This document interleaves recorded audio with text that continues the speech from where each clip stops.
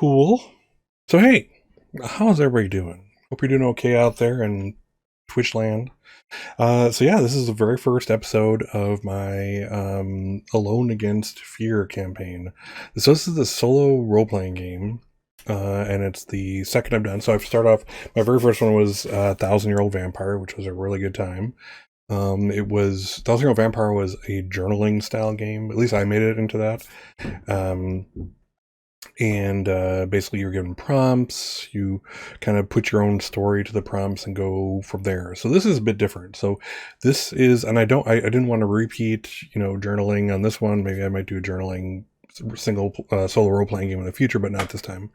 So what this one does is it's more, it's a lot of random rolling. It's kind of still prompts, but it's not, something where I have to create the story to it. Basically the prompts are going to tell me what's going on. So very interesting. So I've never played it before. I am not a master of the system yet. So as much as I like to, to teach the games that I'm playing, I'm also kind of learning as I go, but I have the basics down. So let's kind of go through it together. So let's start off. Why don't we just get things rolling? So basically, actually, the premise of this whole game is that basically something happened. Something happened in the modern world, the one that we live in. And suddenly, just in the course of a day, everything was changed. Monsters of all kinds came into the world and basically turned this into, it's a zombie apocalypse time where a lot of the people were killed or, whatever. And there's not many living, breathing humans left. And there are monsters everywhere. So basically the idea here is you play someone a survivor trying to kind of get through the life, accomplish different things for the group that you're with, and survive. And you're also trying to close down these like hell gates that are the source of all this. So the aim of the game is to close 7 hell gates. So I think that's going to be really tough. They don't make it easy in this game. So I'm kind of curious to see how long it takes me to do that, or if even in my 10 sessions of 3 hours apiece, if I do it at all. So I have no idea. I really haven't, consulted anybody who's played to see like, what's your average game? How long did it take you to close your 7 your 7 hell gates? So so it's going to be interesting. So anyway, that's the thing behind it. So let's jump right into looking at the character sheet and see what we got going on. So, all right, so I'm going to be going back between the character sheet and my and the actual rulebook here. So okay, so you have a name. I'll give myself a name. You have okay. So you have experience. Experience is what you use to buy everything with. New skills and pretty much new skills. To include arcane ones. This is a game where magic is real. So you can do that. So basically, you get 1 XP per encounter that you defeat. And sometimes more if the creature you're fighting is especially powerful, or you can get XP when you finish missions. We'll kind of get into that. Your 2 main stats are sanity and life. God, I got myself into. All right, so those, so sanity and life kind of go without saying. Sanity is, can you stay sane with this hellish nightscape going on? In life, how much damage can you take before you just die? You have clues. Clues are things you can acquire on different prompts. If you either through searching or if you defeat a monster and you can check things out. And clues then can then be spent on other things. It can be finding things, completing a mission, etc. So injuries and insanities, these are, I believe, kind of like permanent wounds. You can, if in order to avoid death or insanity, you can take a permanent thing. These don't rarely, if any, they can be healed very, very, very rarely, according to the book. And again, one of the things, just like I did with Thousand Year Old Vampire, I haven't looked at these prompts. I glanced them over long enough to see like what I'm working with here, but I haven't actually read any, so I don't know what's coming my way. So, how often you can heal any of these is anyone's guess. All right, you have normal skills, and these are, things that add, things that make things possible in the game or add to various rolls or saves, and we'll get into those. And you also have your weapons. So weapons and ammo are, we have to keep track of those. This is a very inventory specific game. You also have arcane skills. So arcane skills are literally that. There are skills like you need an arcane skill, for example, to close a hellgate. There's exorcism. There's all kinds of other goodies that we can do. So then we have equipment, and that, again, this is a very, inventory sensitive thing. So you can also have a backpack, which adds, an interesting little bit to it. So you have supplies, food. So every 5 blocks I move, and we'll kind of get into that. For every 5 of those that I move, I have to spend 1 food. I have to eat 1 food.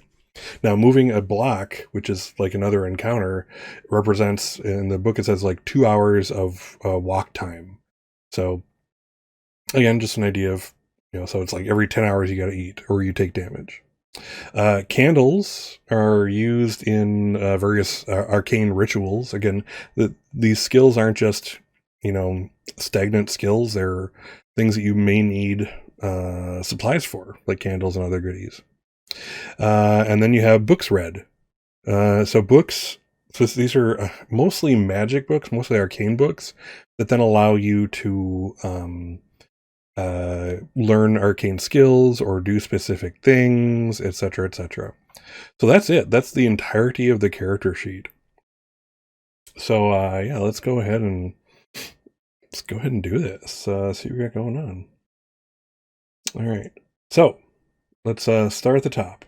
So life and sanity. Actually, you know what? I suppose we have to name me, don't we? Let's see here. So let's go with some text. Let's see. So I'm going to start off. Let's start off with Scott. Now, something I haven't told you yet is that it's kind of expected that your characters are going to die, and like a good amount of them. So what I start off with is not necessarily what I end with. So let's see if can I move that? Sure not. Of course not. All right, let's try this again. All right, so let's start off with Scott. And XP is 0. So my sanity and life started at 8 points. Now I can put an additional 3 points into this. So I gotta think I'm more concerned about like health than sanity.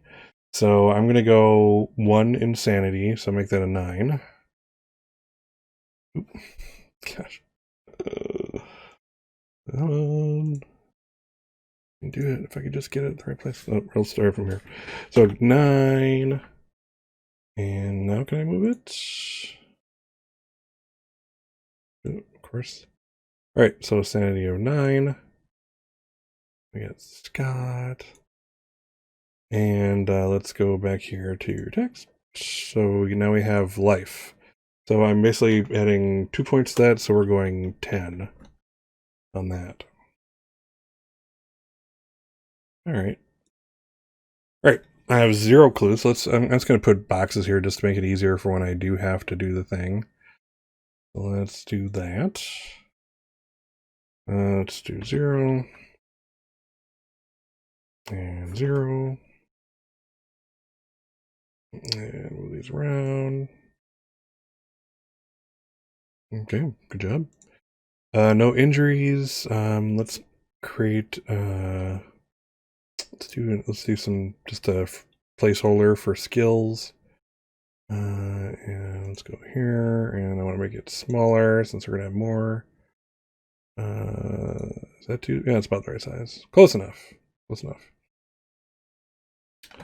Placeholder. What am I doing? Okay. And we're gonna do the same for here. placeholder, equipment, placeholder.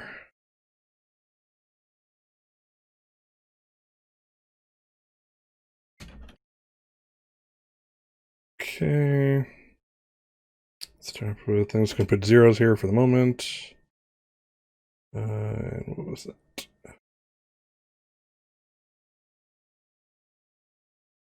That was what, 32? Yep.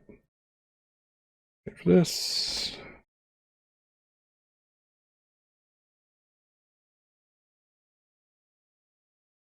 All right, and we'll be coming back to that. And I suppose we should probably do the same for weapons.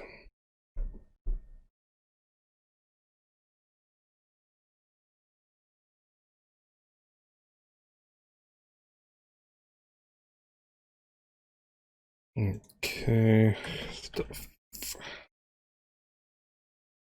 And let's do ammo here for now. Okay. I'm gonna be optimistic and not like not put any placeholders for injuries or insanities. All right.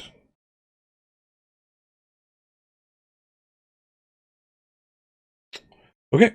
So let's So we've done sanity and life. We're good to go there. And it says you can also sacrifice 3 points here to gain an additional skill. And I think, well, I'd love a skill. I want to survive. So, yeah. Let's see here. All right. So we have food. All right. So we start the game with D6 food. So let's fill that out right away. So I'm going to go ahead and roll a D6. Roll a D6. All right. So I'm starting off with 2 food.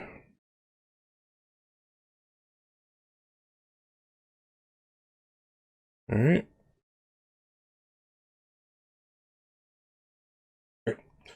So let's see here. Okay, so and that food just represents really basic stuff: crackers, canned beans, water, fruit, that kind of thing. All right, so I'm already a little short on food. I'm gonna need food. And there's a maximum carry for food and equipment also. All right, so equipment. So I can carry to 10 items plus 5 if I get a backpack. Let's see here. So initially you have 4 weapons. One weapon from the random weapon table, 1 knife, 1 item from the, or this is equipment, sorry. 1 item from the random objects table, and 1 item from the useful stuff table. So let's see here. So I definitely have, for weapons, I definitely have a knife. We know that. And no ammo for that. Let's see here. So let's see. So one item from the random weapon table. So there's a bit jumping around here to various tables, and that's there's no real way around that. But all right, so let's take a look at page 21.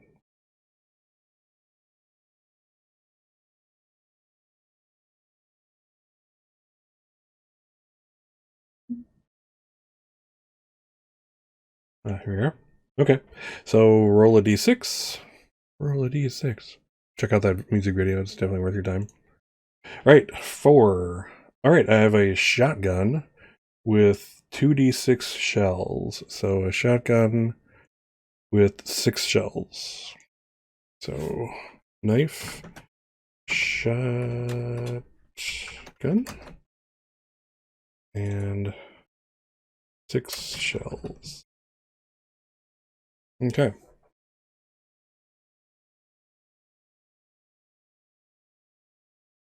All right, and I get a roll on the random objects table. Let's see here.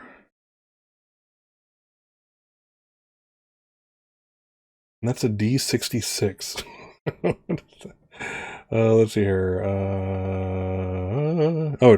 So roll 2 dice. Reading the first is 10s, and the second is And the second is units. So it generates from 11 to 66. Okay. All right.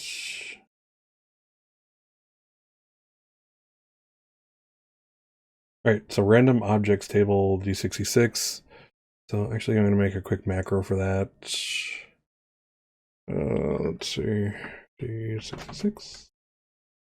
I suppose it could just be, yeah, that's going to do, it's really a 2d6, so let's just see if we can look at the dice, take the dice roll from there, that'll work. All right, so 33. 33 is, oh, D6 food points. We decide that one food is one dose of salt instead. Ooh. I think I'll do that. All right, so let's put salt. And let's actually roll the D6 and find out how many I get. All right, so I have 5, so I already spent the 1, so I have 4 more food, so that's better. Feel a little better about that. So now we're up to 6 food. And I have some salt for rituals, should I need it. So that's cool. All right, so I have, let's see, in the useful items table, I believe I also get the useful stuff table. Let me just double check.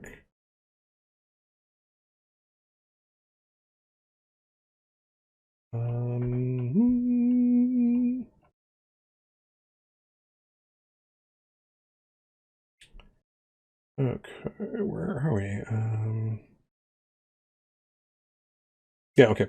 So let's see. I have my random weapon. I got my knife. Did my random objects, and now yes, I do get a useful stuff table roll. So back to that table. All right, another D66 roll. So let's do that. All right, 22. Antique flail weapon. All right, well, that's cool. Antique flail. All right, so antique flail weapon. If you roll a 6, it inflicts 2 damage instead of 1. If you roll a 1 when if you roll a 1 when attacking, however, you hit yourself for 1 damage. Damn it. You may spend 2 XP to train with the flail and remove the chance of hitting yourself. You may spend an additional 2 XP to become a flail expert. Let's see here. 2 XP to become a flail expert and inflict 2 damage on an attack roll of 5 or 6.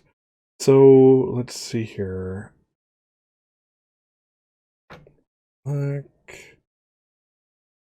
Okay, so that doesn't give me anything special, and that's okay. I do just want to look at that weapon thing again.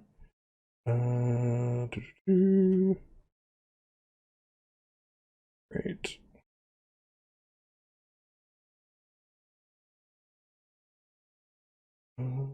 Just want to look at.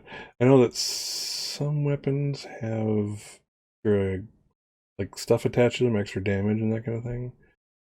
So let me just look at. Make sure I'm not missing anything. I'll make sure I'm good to go here with the with this, y'all. Let's see. And there was like a somewhere in here again. It's a little hard to find stuff, but it's cool. Weapon summary. Oh, there it is. Okay. Again, some of these inflict more than 1 damage. I just want to jip myself out of extra damage if I can avoid it. Let's see here. All right. So shotgun. Okay. So shotgun is +2 to attack rolls and damage 2. Okay. All right. So it's 2 and 2. So that'll help me with that. Flail is 0 and 1, so 0 added to the roll, and it does a standard 1 damage. That's neat. All right, okay, that's something. We like that. All right, let's see if I need. So next is skills, I believe. So let's see what we have here. So since one of the big things about this game is closing those hell gates, I want to get in the right spot to like get those. So I want to see if again I can't use our arcane skills yet, but I just want to keep that in the kind of the back of my head. I think I can do maybe occult is a not arcane skill. It's more of like a knowing things, know stuff. You have occultist, so +1 a magic roll. So I'm gonna go, and since it's an expensive one, it's like 4 XP. Let's see. Let's see. So what do I want to do here? So I get 2 to start out with. Let's go for. I have always been a big believer in a good defense to survive long enough to have a good offense. So I'm gonna go dodge, and let's go. I hate to spend a cultist so soon, but you know what? Actually, let's go investigator. That's even a more expensive one. So that'll give me +1 to search rolls. And I can reduce, basically reduce by 1 the clue cost to any game effect that has paid in clues to a minimum of 1. So yeah, that's cool. So let's do investigator and dodge for my skills. So investigator and dodge. Not a bad start, I don't think. We like that. All right. Cool. All right, that's a good start. And I think you've now seen character generation. Yeah, that's it. So good job. Yay, Scott! No, yay, Scott. That hurts. Sorry. All right. Okay. So we have our character. So I want to make sure I didn't forget anything.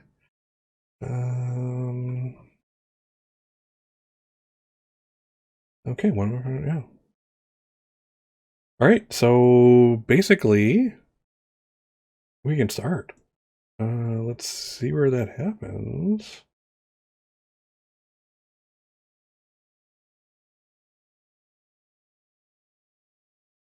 All right. Gotta find the right table. Again, the entire book, or a great portion of the book, is made up of tables because that's how you generate your encounters. That's how you generate adventures. Let's see here. Let's find it.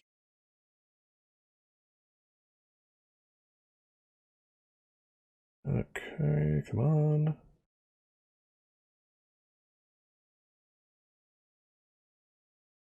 Okay. I'm gonna just switch over here so I can kind of show you what's going on. Let's go to the map, and I've already kind of got it uh, brought out to like the way the sheet is set up. So basically, this represents an entire town that I'm searching, or entire facility, that kind of thing. So it's 1, 2, 3, 4, 5 by 6, so 30 total blocks here. So let's see.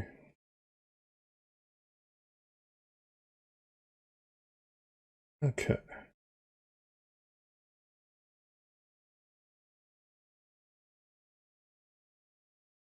Okay. Basically, you want to search everything, it looks like. So let's see here. Okay, so first let's roll my mission. So theoretically, you start off everything with a mission. It's like what I'm trying to accomplish with this session, or what have you. It'll basically not necessarily a session, but till I solve this mission. So let's do go ahead and do D6. Not many missions. Oh, well, 1.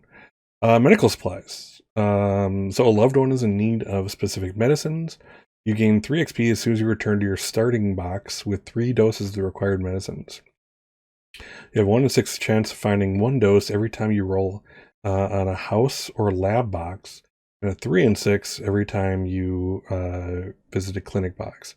Visit all boxes, and then finally the last box will be a clinic and automatically have 3 doses. So basically, you're guaranteed to finish this mission if you're willing to go through all 30 encounters and you survive them. All right.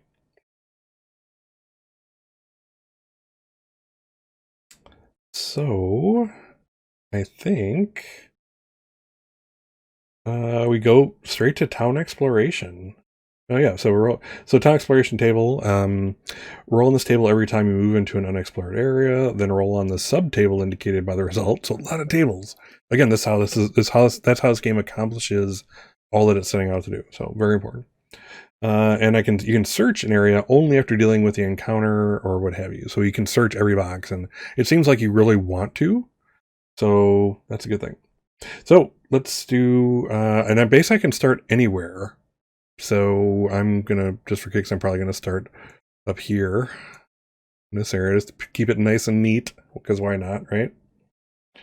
But yeah, let's roll some dice. Okay, all right, rolling a 2d6 on the town exploration table. 2, random encounter table. So it sends me right to the random encounters. All right. Okay. Random encounter. Random encounter table is like pretty freaking deadly just to start out with. Oh god. All right. So basically roll 2d6s one at a time. The first one tells you which kind of table you're rolling on, and then there's a subtable for each. So let's start off with this. So a 6 is oh my god. Is my very first roll of the game is either unique vampires or zombies. Gosh, this is going to be interesting. All right, here we are. All right, so let's figure out which one.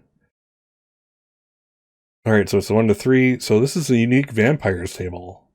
So I'm like literally first box in, exploring the city, and there is a freaking unique vampire. Not just a vampire, but a unique one. How do you get past such a vampire? Unique up on him. I know that's horrible dead humor. Please forgive me. All right. So 71. Right. God, I cannot believe I started with the unique vampire. Okay, so oh my god, I'm gonna be murdered. I'm gonna be murdered. Okay, all right. Yeah. So, all right, let's do this. 1, Upier. So, wow. When you encounter Upier, D6 food points that you carry will rot. If more food will rot than you carry, save versus a level 5 disease. We'll get to that, the saves in a second. Add +1 if you have resilient, blah, blah, blah. If you fail, you must save again with the same modifiers. Every box if you reach a safe house where the disease stops. So this is vulnerable to holy symbols, and it has a random object loot. So, okay. So right away, I'm fighting a deadly freaking vampire. It's level 5. So just to hit it, I need to roll a 5 or a 6. It has 8 life, and it can damage me 1. So this is going to be interesting. All right. So yeah, it has begun. Let's see here. I really should put a little die roller here so I can do the big thing here real quick. Actually, you know what? Let's see if I can pop that. I'm going to see if I can pop that in real quick. Actually, you know what? I'll have to do that another time. All right, so let's go back here so you guys can see the roll. Let's see. Okay, so level 5, Upier. So I'm imagining Scott is just coming into the city. I'm gonna give like a role playing stint to it, you know. So slant. Yeah, so I'm just kind of popping in, you know, I'm cautious. This is my very first you know, encounter on this trip. I need to find some medicine or people are gonna die. And it's not good. We don't like it. So yeah, I'm cautiously going in, picking, you know, over the safest ways to move, to creep into the city, and right away this thing jumped out at me, and it's this slobbering vampire. It says it might rots my food, so I gotta roll against that real quick. So let's go straight over to the character sheet. So let's see how much my food rots. Please don't say all 6. 2. Okay, so 2 food rot immediately.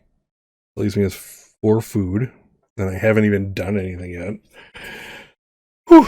All right, so I got my shotgun. It does add 2 to my roll. I mean, I have no choice. This is a unique vampire. I've got to use the heavy cannon for this.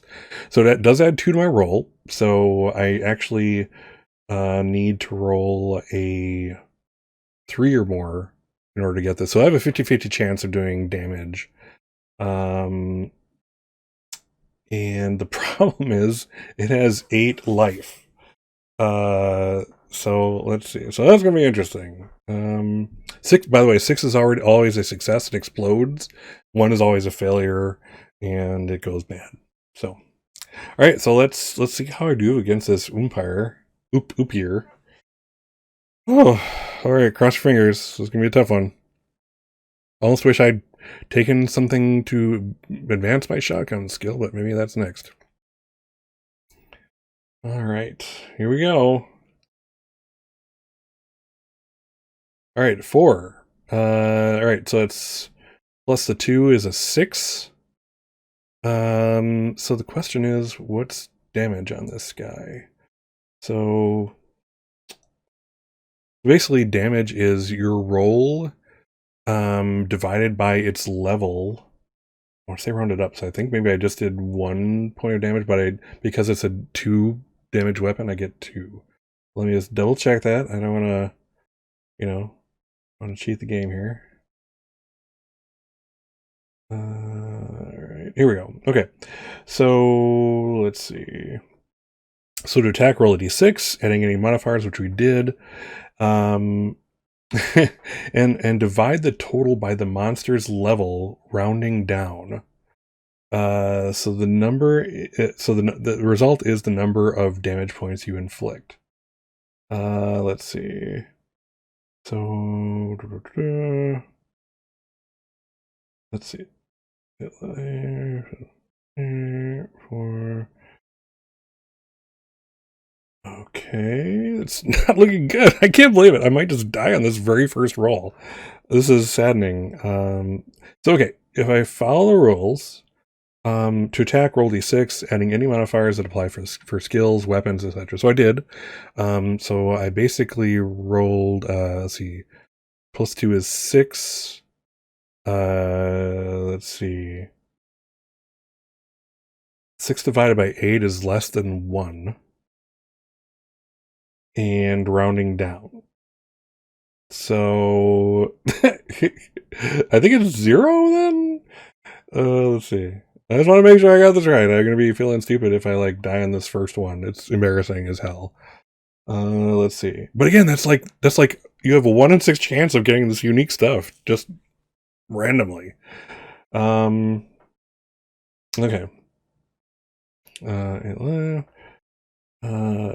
12A.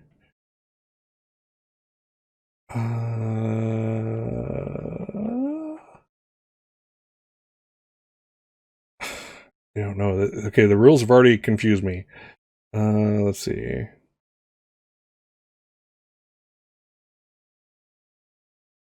I have to imagine I still do something. Let's see. So actually, you know what? Okay, let me just double check. Maybe I'm not sure he was a level 8. I think he had 8. I'm sorry, 8 health. So let me just double check again. This is my very first encounter, so forgive me. All right. Okay, so here. Okay, so he's a level 5. Okay, so I rolled 4 plus 2 is 6. So I basically do 1 point of damage plus my 1 for my shotgun. So for every damage I do 2. So I do 2 points of damage. Now he has 6 health left. And I have 5 shells. All right. Still terrifying. All right, now I have to save against the vampire. He gets to take a swing at me.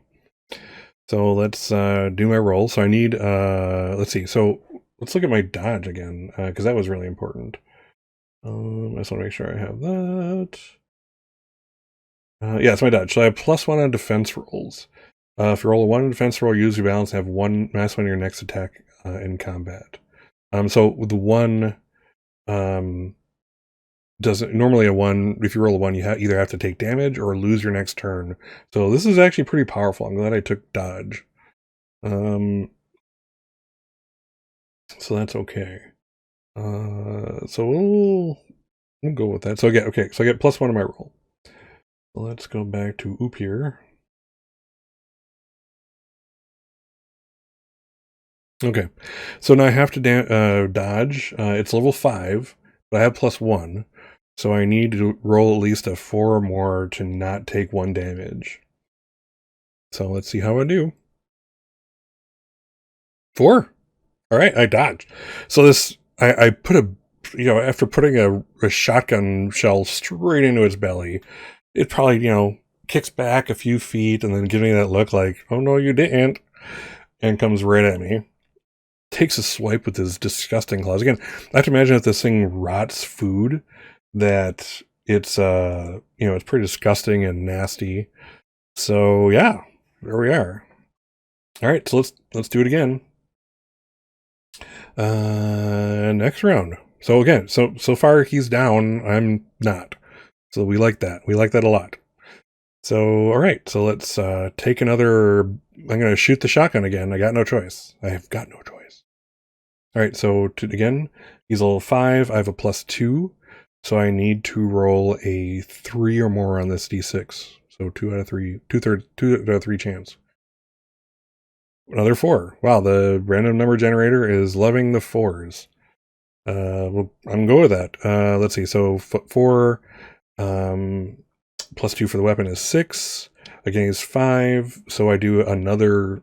So basically the same thing. 1 damage +1 more.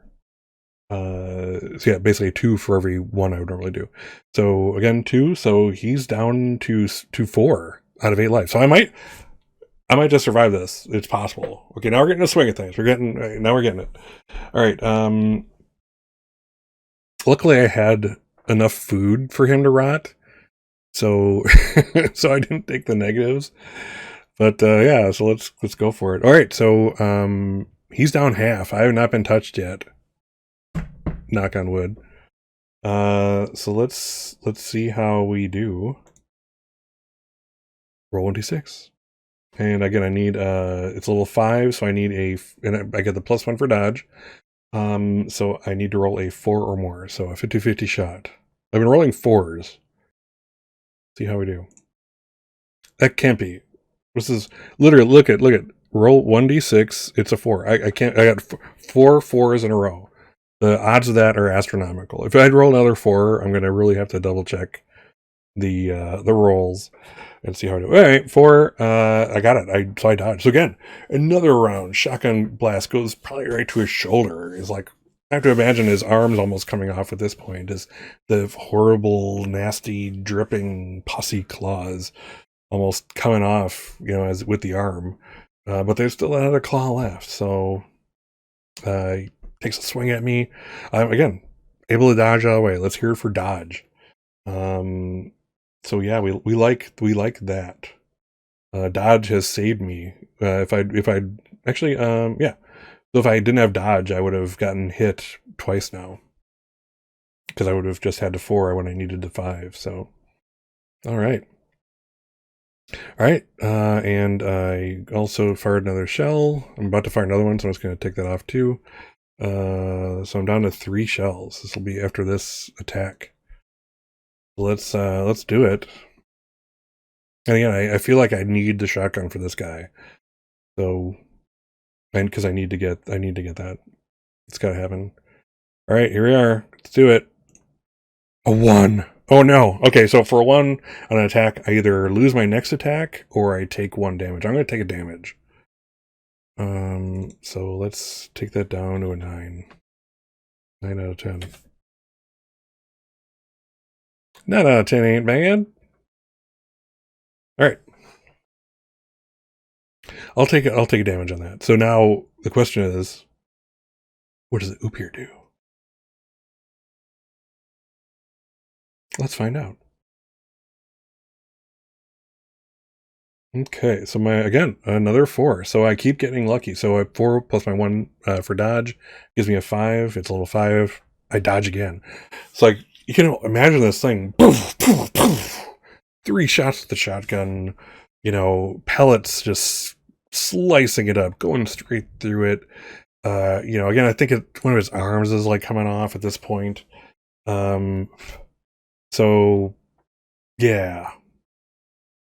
So the last one missed, but I've been lucky. I haven't taken any damage from the Oopir.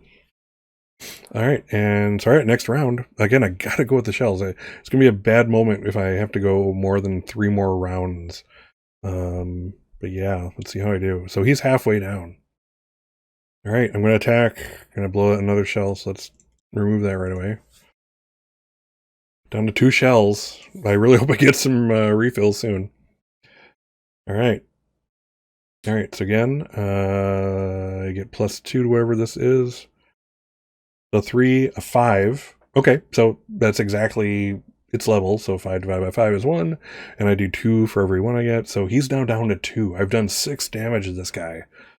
Boom, boom, boom, boom. 4 shots so far.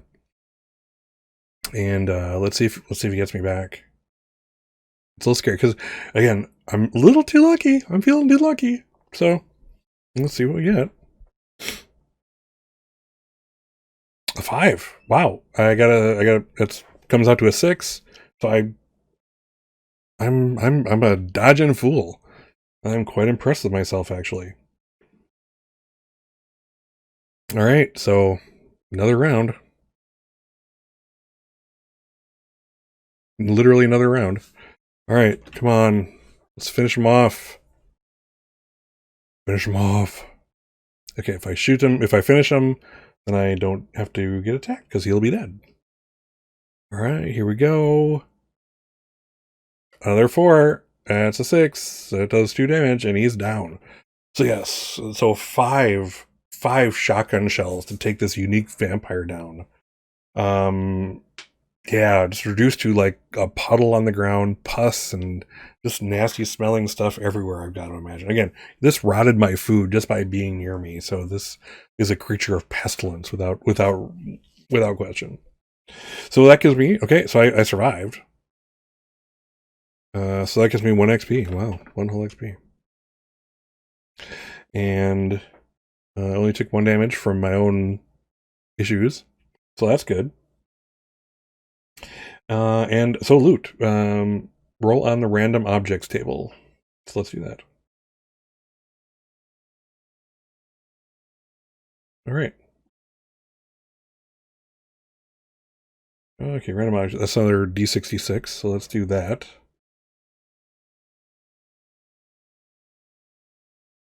Okay, so 43. 43. A train ticket. Okay. And it's negligible weight, so it doesn't count as an item in my 10. All right, so 1 train ticket. Negligible. Okay, maybe that comes in handy somewhere. Doubtful. But yeah, rustling through the skies, those Oopier's, uh, body pockets, whatever around him, I find a whole train ticket. So that's underwhelming for that creature. We aren't happy with that. But there we are. So, all right. So I'm going to search also. So you can search after you've done the encounter, etc., etc. After you've done whatever encounter you've beaten it, you can actually do a search, or if there's nothing there, you can do a search. So let's search this area. And again, there's a table for that too. Let's see. All right, again, so many tables. Just gotta kind of go search through the book. All right, search table, page 39. Okay. All right, search table. basically, yeah. So I have an investigator skill. So I get a +1 when I roll this. So a 1, oh, that's kind of cool. Here's an interesting benefit. So basically, the table is on a 1, you'd have to roll a random encounter, which could land me back right where I've been. No rest for the wicked or weary, depending on how you look at them. 2 to 5 is nothing, and a 6 is success. You roll 4 times on useful items random, or and pick a single result, or roll in the random book table if you're in a library, or gain 1 clue. All right, so let's search. Yeah, so I get a +1 to this roll, whatever it is. So it guarantees that I don't get a random encounter, which, wow, I might have to take investigator with every single character I make. So, again, I'm an optimist, but not enough of an optimist to believe that, Scott's going to survive here. All right, so let's roll. Find out when I search. A 6. Oh wow. Okay. Yeah. Uh, let's see. So I get 4 times. I can roll on the 4 times on the useful items table or the random object table, and pick a result. This is not a library, so I can't do a book or get a clue. I don't care about clues so much. I need stuff right now. So let's see here.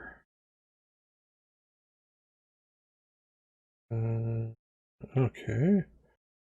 Let's see. What is like useful stuff is. Yeah. Useful stuff that doesn't have a really. That's useful stuff. And random objects. Random objects. Ooh. My possibilities there. Let's see. Ooh.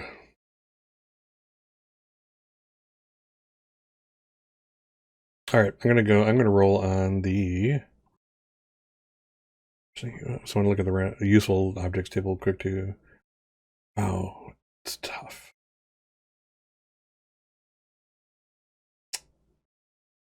All right, I'm gonna roll on the useful objects table. I still need useful things. Random objects. I'm sorry. Random objects seems to have like stuff that I might need. Yeah. Right. So random objects table it is. So I can roll 4 times. Okay, so 4, 5 on the random objects table. Oops.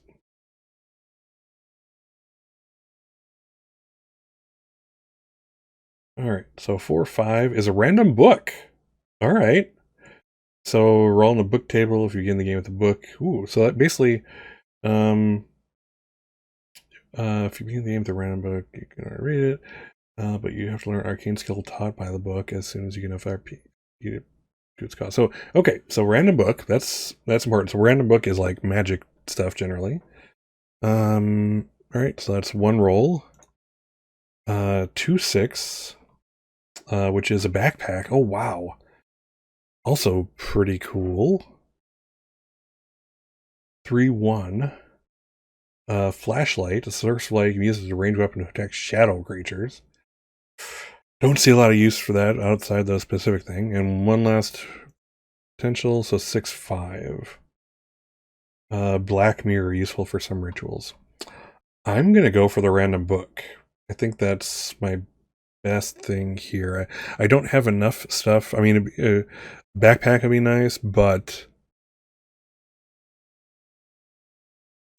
I think I'm going to have use for that book because again, the name of this game is Closing Hellgates, and you need to get the right ritual to get the Hellgate.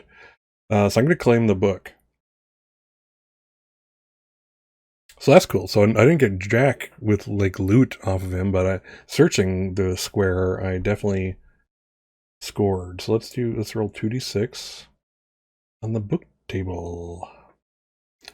Where's the book table? I have to look that up. Goodness. Random magic item.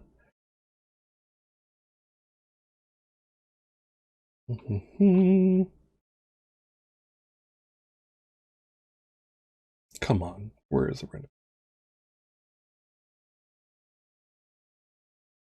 Okay, let's look on. Sorry for the hold up here. Okay. Let's.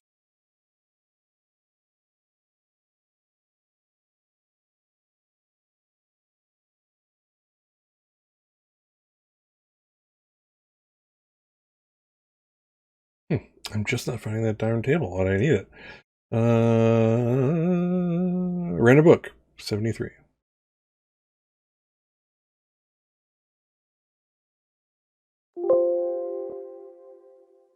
Oh, come on. Don't fail me now.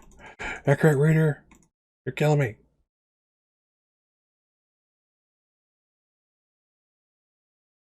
Come on. Come on. Oh, goodness gracious. Alright. Close that reopen. Killing me.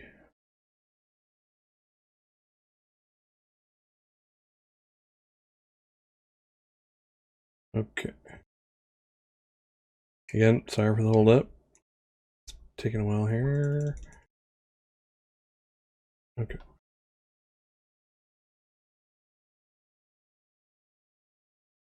$73. There we are. Okay, random book table. All right.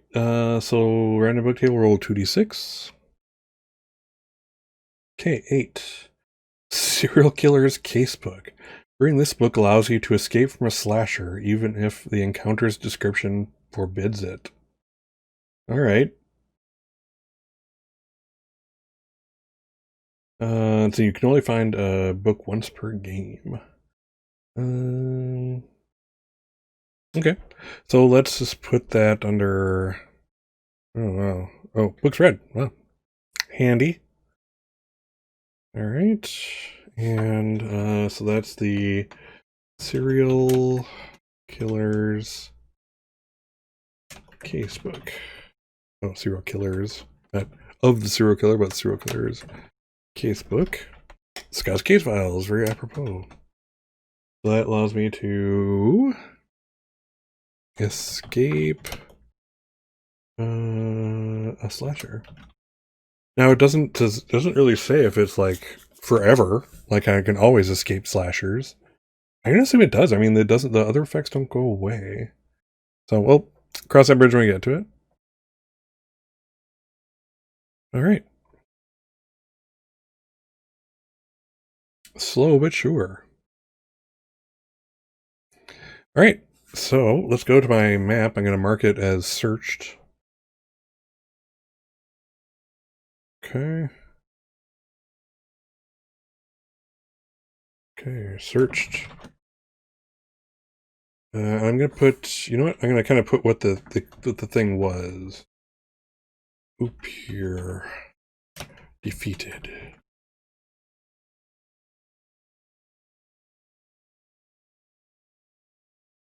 All right. Okay. So after all that, we get to go to another square. So haven't had to spend any food yet. You know, etc. etc. I've only gone one square in. And basically I can go any direction, including diagonally if I want. So I mean, I don't know, is the grid pattern just the smart way to do it? But then again, you have to kind of return to your spot. So I'm thinking, yeah, let's go around the edge and we can come back up, and then again that kind of keeps us from, you know, the smallest number of squares possible before we can get back to like where we originated. So let's do that. All right, so I'll be going cha. Let's roll and see where I end up.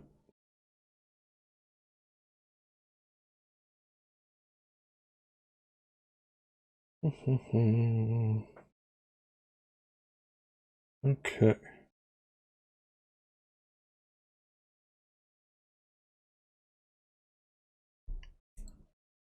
All right, so we're on the town exploration table.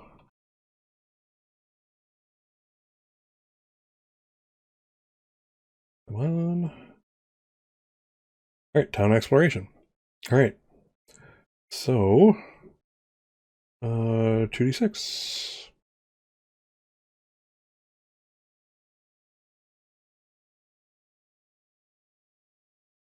Okay, 7. Roll d6 on 1 to 5. Roll on the house table. On a 6, roll on the special events table. All right. 2. All right, so roll on the house table. All right. Okay, we like houses. Now we have to roll on the house table, so it's another roll. Oh my god, I got this little tiny fruit fly that's really bugging me. It's out of nowhere. It lives to bug me. But we shall soldier on. Oh, I forgot to mention that this is 1. They'll have you number these two just so you can kind of like keep track of, food consumption needs and that kind of good stuff. All right. Let's see.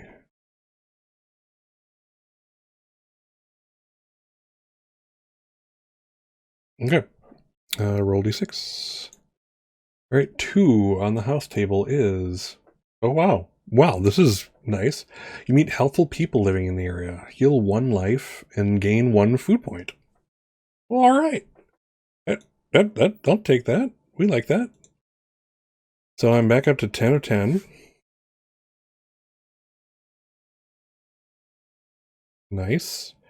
And I got 1 food back. Okay, I'm good with that. So yeah, can you imagine, like, I'm exploring this area. I just defeated an Upir, a couple hours ago. I'm kind of wandering through this town and come upon a house that looks intriguing.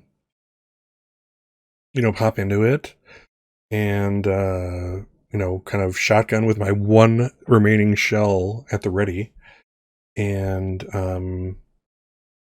I come face to face with I'm going to say like a family, and they're kind of scrapping for it. They're barely surviving themselves. This is there was just 2 hours away. There was an Opier killing stuff, and spoiling food, etc. And they're happy to see another human. Maybe I tell them of the place I came from, the camp. Being a trusting soul. Is this Walking Dead people? Where they're just all going to go and back and slaughter everyone. I don't know. Anyway, but they're pleasant. They give me give me some food, from my trip. Kind of bandage my wounds. Kind of tell them that we probably spend some time. I kind of my knee jerk reaction was like tell stories of my like ghost story style, but this is a shitty way. It's like they're with these kids, they're living in this terror. So me like telling a ghost story style would not be cool. So maybe I just leave the Umpire out and talk to their parents and kind of warn them, say, hey, 2 hours that way, I did kill the Upir, and it was hunting, and it might not have been alone. So kind of be aware. And if you notice your food rotting, anything that you hold dear rotting, kind of have your weapons at the ready. So that's not bad. All right, so we got. I can actually search here too.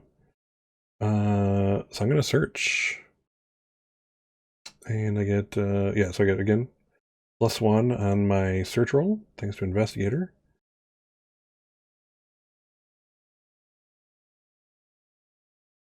So let's do that. Okay, so I got a 5, so I find nothing. Okay, so let's mark my map up. Can't see where I'm at. All right, so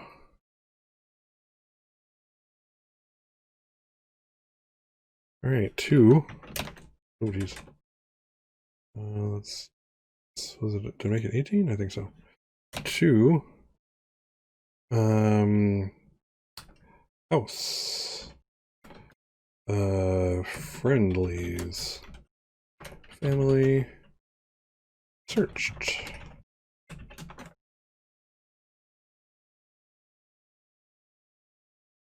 Okay.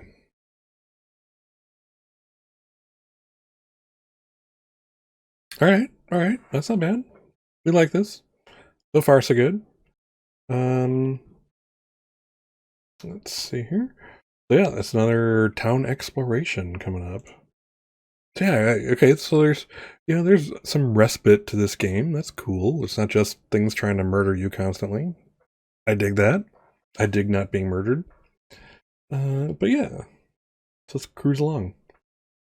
So all right, let's get to it. Next town exploration. All right, so 2d6. 4. Roll on the farm table or on the cemetery table. Hmm. This is a tough one. I. I. Hmm. Well, you know what? In for penny, in for pound. Let's go cemetery. I'm gonna roll on the cemetery table. I have food enough to last me for 20 spaces, assuming things don't get destroyed or whatever. So I would assume that maybe a farm would give you that. Um, so let's go to the cemetery. Maybe I'll find another book there. I really love to find like an Necronomicon or something so that I can learn how to, um, close the gates because I don't have the ability to close the hell gates yet.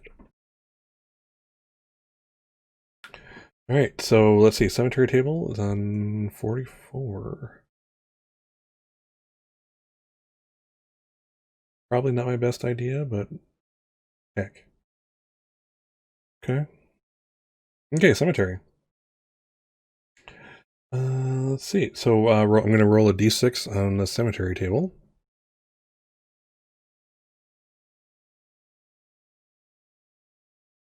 I get a 6. Roll on the ghosts table. Ooh, pretty interesting. Ghosts. Where am I at? Okay, so 6. And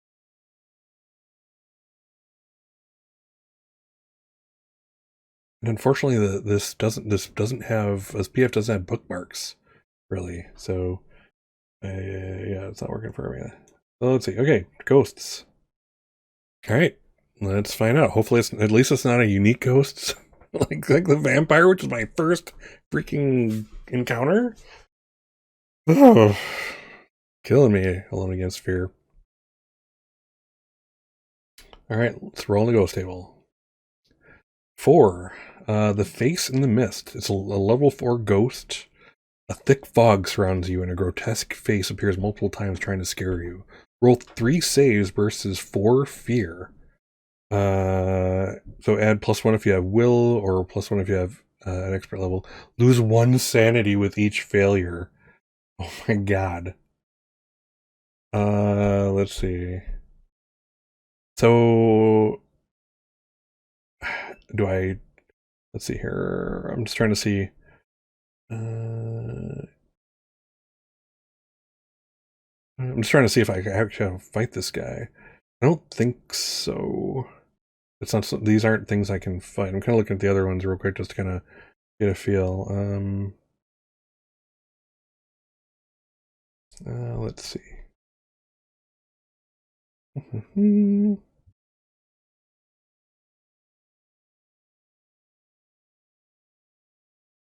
Okay.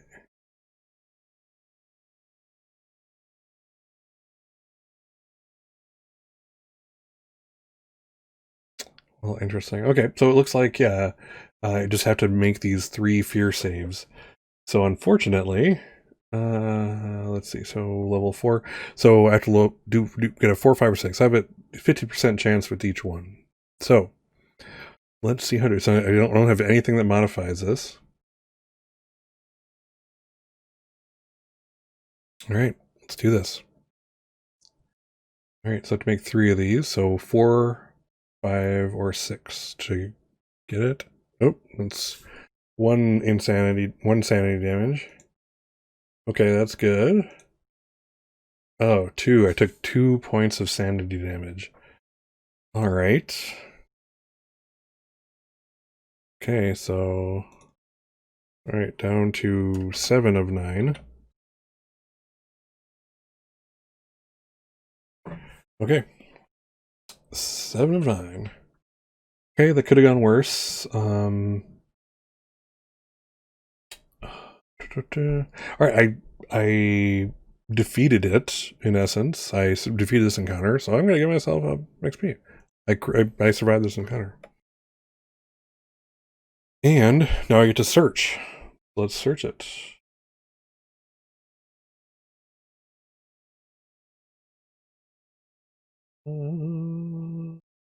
Use that search table again.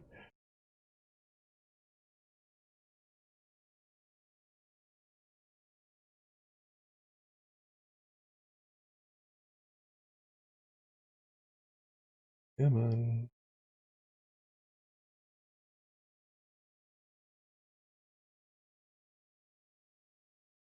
Ah, we're here. Okay. All right. So let's do a search, and because I have an investigator again, I get to add 1. All right, I got a 6. Oh, and it's a success. Roll 4 times on useful items or a random object. Let's see. Let's see. Let's go back to get to roll 4 times on one of those 2 tables.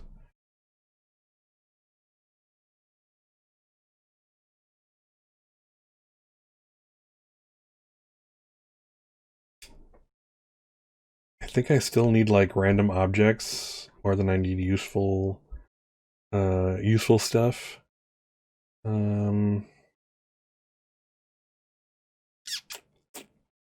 Yeah, let's roll. I'm gonna roll on the random objects table. So let's roll a d66.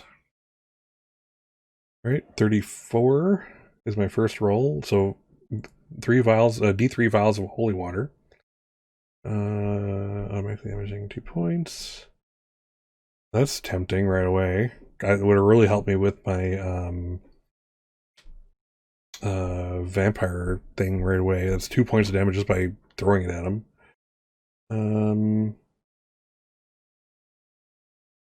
Let's see, and they can be sacrificed. So yeah, that reads to me as like in lieu of, in addition to an attack, rather. So that's cool. So that's the first one. 52. Leather jacket with a flaming skull motif around the back. Negative weight of 4 and counts as 1 carried object otherwise. Interesting. Not terribly useful. So let's go to my third roll, 35. Spray can. If you have a lighter, you may use this as an improvised flamethrower. Ooh. I don't. So, okay, let's do my last roll and see which one of those I want. 45.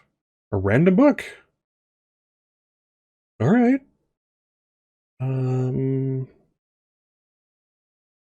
Yeah, let's roll the random book table again. Again, I need to get that. I need to get a book that teaches me how to close these rifts, or these gates, rather. So I just have to refine where the hell that is.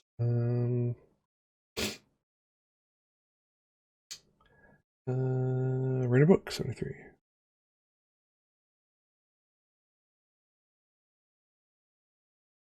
Okay, and basically you can't roll the same book twice. Let's see. Okay, so let's roll. 2d6. 6. They are among us. Reveals factual information about aliens. You may learn the alien fighter arcane skill. I'm not feeling it. I mean, that's not something I want to expend XP on right now. There's other things I would want to XP on if I otherwise. So I'm going to let that. Okay, so I chose the book. I don't want it. I'm not even going to keep it in my equipment. You know what? I'll keep my equipment because I've seen some things where like you can. It's all about like lose this many items. Unless if you don't have this many items, you're screwed. So let's put this in there. They are among us. Among Us book unread. And you know what? I can always change my mind if I start seeing a lot of, you know, alien type encounters. So that's all right. Okay, so let's update my thing here. Update my map. All right. All right. 3. This is a cemetery. Ghost. What kind of ghost? I don't remember. Ghost. Defeated. Mist ghost, I think it was. Mist. Ghost defeated. Searched. Okay.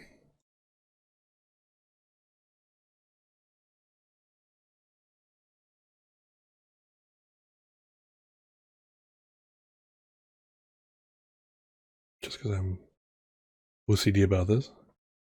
All right, cool. All right, so there we are. On to my next.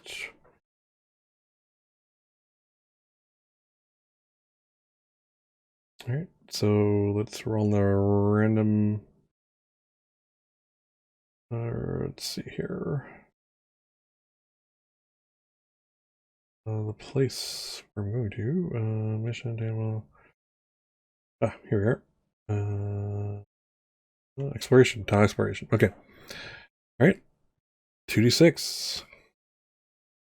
All right, I got an 8. Roll on the store or the street table. I would like to roll on the store table. I could maybe. I'm hoping to get some shotgun shells somewhere. I'd really, really like some shotgun shells. All right, let's roll on the store table. On the outside chance that I can get something there. All right, store table. So that's a d6. 6. Hardware store. The store is rated, but there's still a chance of finding something useful. Roll d6 for each item on this list. 3 and 6 chance of finding a hammer. 4 and 6 chance of finding a shotgun with 6 shells. 5 and 6 chance of a knife.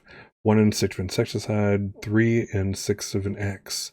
No matter what you find, if you search the store, you must also roll a 2d6 chance of a random encounter that will happen as soon as you pick up any objects. Roll d6 to determine on which table to roll. Okay, so, alright, so on each item, what you find, if you search the store, you must also roll a 2d6 chance for a random encounter that will happen as soon as you pick up any objects.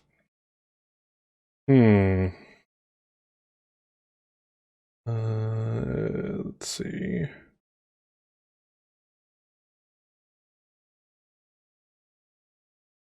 Okay. Okay, so basically, if I want to search this in addition to getting these items, I get a chance of getting hit by something. So I'm going to play this one safe, and since I have an automatic chance of, or not automatic, but I have a chance of getting a bunch of items, let's leave well enough alone. So I'm going to roll for each of them. Okay, so, all right, so this is, do I find hammer? So I have let's see, I have a 3 and 6 chance of finding a hammer. So 1 to 3, I get a hammer. I do not find a hammer. 4 and 6 chance of finding a shotgun with shells. All right, so 1 to 4. 3. All right, I do find a shotgun with shells. Let's just put that on my character sheet. I'm gonna. So how many shells? Let's see here. Okay, with D6 shells, so I find a shotgun and 2 shells. All right, well, it gives me a little. So 3 shells and a second shotgun. So that counts as items. I'm getting up there. I'm gonna not take the shotgun. I want the shells, not the shotgun. I'm starting to. So I have 1, 2. Well, it's negligible. So I have 2, 3, 4, 5 items out of my 10. I gotta imagine that other stuff is gonna be more useful. So I'm gonna leave behind the shotgun. I'm going to take the shells. Let's see here. Let's see. Okay, so 4 and 6, 5 and 6 of a knife.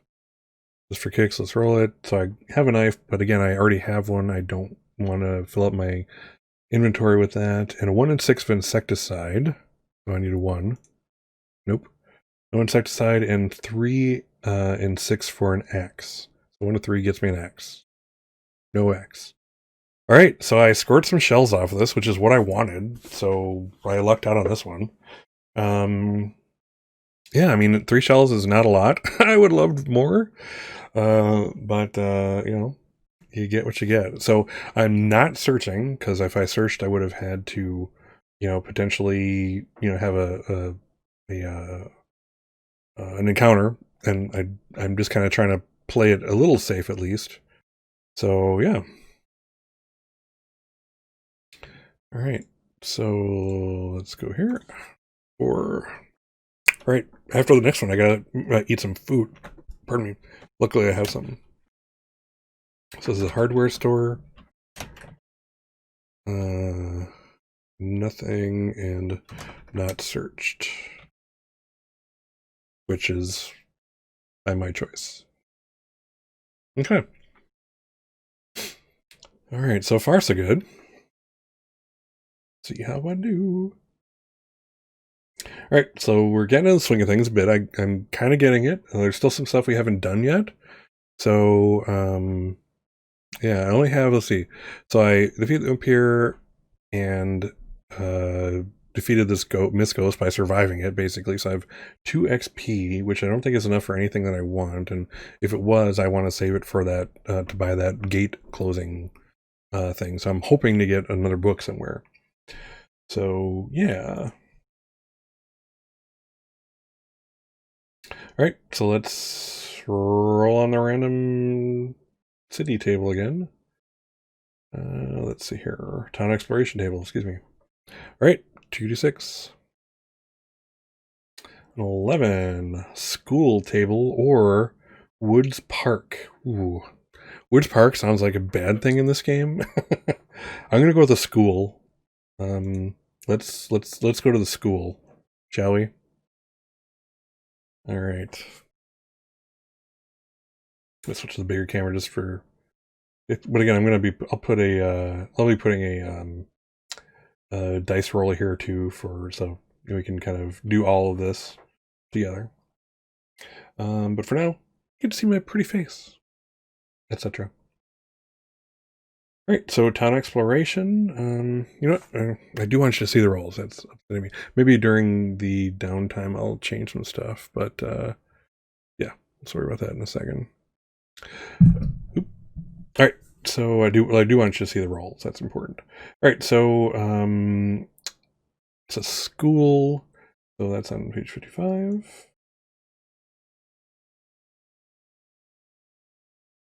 Okay, school table, and I'm gonna roll a d6. I got a 6. A library. Okay, I'm not doing bad here. Let's see here. So you find D3 random books. Cool. There's a 3 in 6 chance of an encounter with a witch librarian.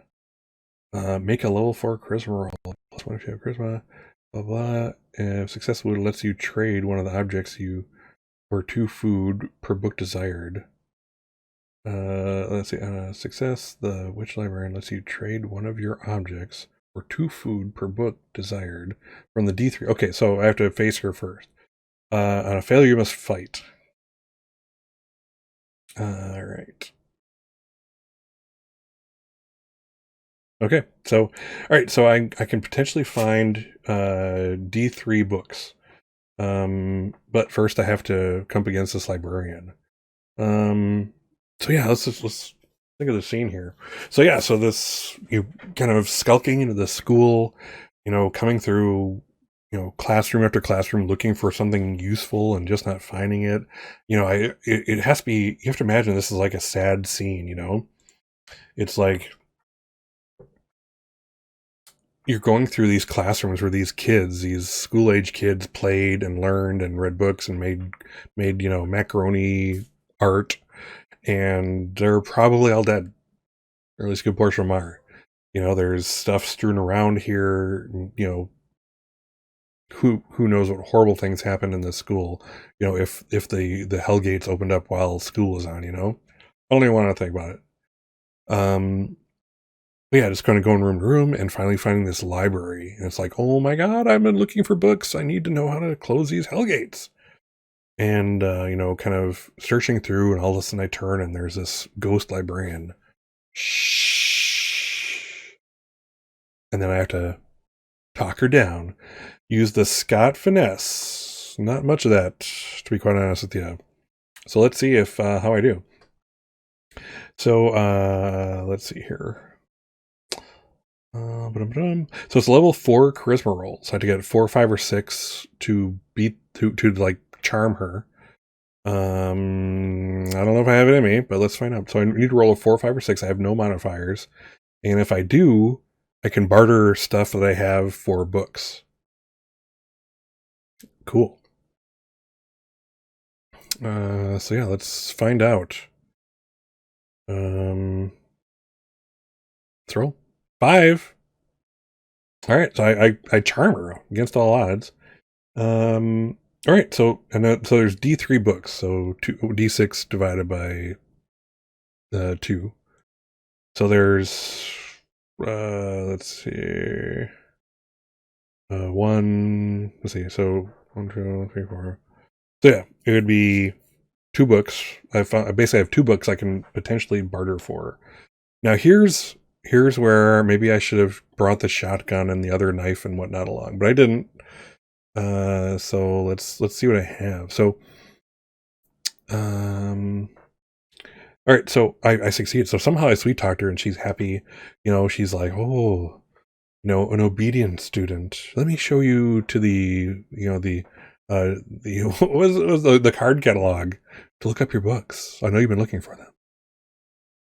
So let's see. So on a success, which I got, the Witch Librarian lets you trade 1 of your objects or 2 food per book. And basically, so we have to roll in the random books table.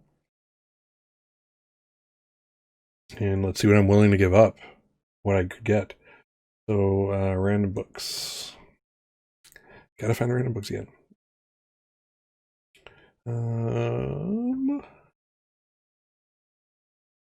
Okay, 73. Okay, so I can roll I'm going to roll 2 random books. And they can't be what I already have. So, 4 and a 3. So 3 is a holy book. Reading this book, you either recover 2 sanity or may spend 2 XP to get the Demon Slayer or the Gate Arcane Skills. Oh my God, I need that. So yeah, I'll be trading for that. And number 4 is Pigface, an urban legend. Let's see. After reading this book, you'll meet Pigface. You have +1 to your defense rolls against him.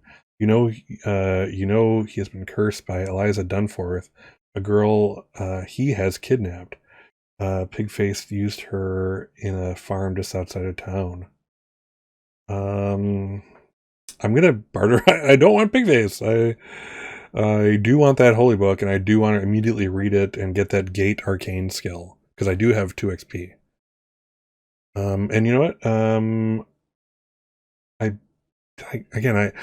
Do I get XP for just besting the encounter or actually defeating them? Because I defeated like the ghost as best I could. Let's look at that. I just want to see if I get XP for this. I want to say probably not, because we didn't fight to completion. Like the ghost, I feel good about having the 1 XP because I survived it, which is all that I could possibly do with it. So let's just take a quick look. But I feel like I bested this one in the sense that I survived what she was offering, but I didn't destroy her. I'm not feeling as good about that. Where the heck is you talked about? Okay, sorry. All right, so let's find some XP. Experience 12. All right. Okay, so experience. Every time you win a combat encounter. So let's see here. Winning means defeating the opponent through combat, magic, or exorcism. All right, so you know what? I don't feel good about that one extra XP. So I only have one. So I'm going to take the book, and I'm going to trade her for this They Are Among Us book. So let's get rid of that. And fully book. Oops. Gate ritual XP2. All right. Okay, so I only have 1 XP because I survived that encounter, but I didn't defeat it with combat. Where is this?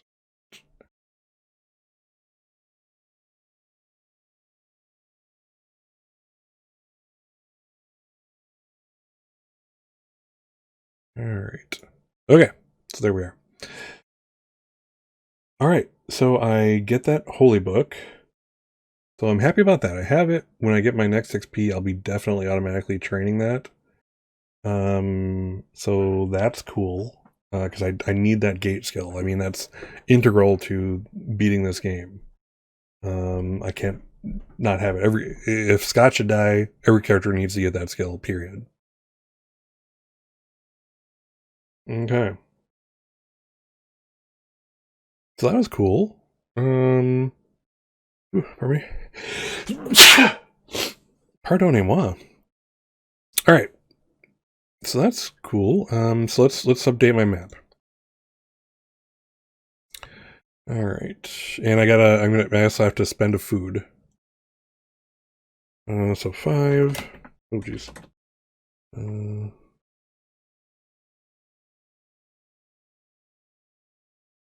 right, so 5. Let's see. It was a school library.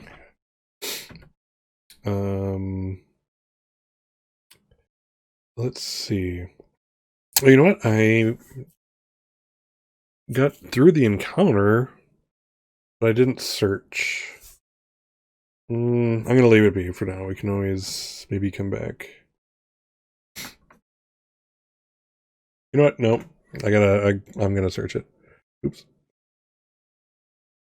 So all right, let's roll a d6 on the search.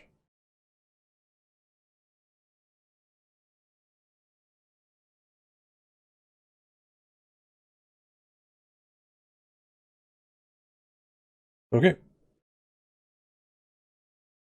All right, so I only got a 2. Okay, nothing is found. Even with my investigator makes a 3, 2 to 5 is nothing found. So searched.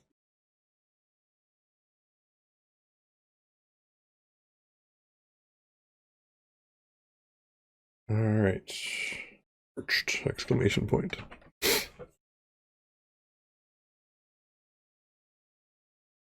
All right, let's see, y'all. All right, so I've reached the halfway point, so I'm going to take a break for like 10 minutes. So I'll be right back. I'm going to get some water. I can already feel the vocal cord is getting a little strained. But I haven't found any. You know what? So my mission is to find 3 medicine, and I just haven't found it. So that's not great. So yeah. Anyway, I'm going to take my break. I'll be back in 10 minutes, and I will see you then. Hold tight. 10 minutos. All right, back from our break. Thanks for hanging with me. All right, so let's see what we got going on here. So, all right, so I just finished my 5th block. Now I just realized that, so with my quest, my mission to get medicine, every house I go to gives me a 1 in 6 chance of getting a dose, but I didn't do it then, so I'm just gonna suck it up. I didn't get it. But I did get go to my 5th block, so I need to spend a food. So let's go to here and mark off my food. So I'm down to 4 food. All right, it's not bad. All right, now to get, I did forget that I need to, I actually did do it. Okay, I thought I had forgotten to trade something to the ghost for the book, but I traded 1 book that I didn't want for the book that I did. So You have to imagine as I was leaving, librarian ghost seemed maybe at peace. Like, yeah, someone checked a book out, but someone finally freaking returned a book. Awesome. All right, so that's cool. All right, so yeah, actually, I'm going to keep it. Let's see. Yeah, let's go to map. All right. All right, so next spot's going to be down here. Let's roll on the town exploration. All right, 2d6. An 8. Store or street? I haven't done a street yet, so I don't quite even know what's there. So let's do a street. We'll call it a street thing. Let's see. So page 44. All right. So street. All right. Let's see what I get. It's a 1d6. 6. Play event number 3. Okay. If you already play that, roll on the random encounter table, blah, blah, blah. So, okay. Page 78. Wow, all these rolls are just getting me right into it. All right, 78. Okay, so number 3. Ooh. Wow, this is interesting. Okay. All right, so this encounter 3 is possessed car. As you walk down the street, an ominous-looking black car revs up and charges at you. Holy crap! Possessed fucking cars! What the hell? Make a level 4 save at +1 for agile, which I'm not. Blah, blah, blah. If you fail, you lose 2 life. If you pass the first save, you may move out of the street and avoid further attacks. If the car hits you, you are knocked down and the car will try to run over you. Make another save as above. Let's see here. You have a grenade. I don't have a grenade. Let's see here.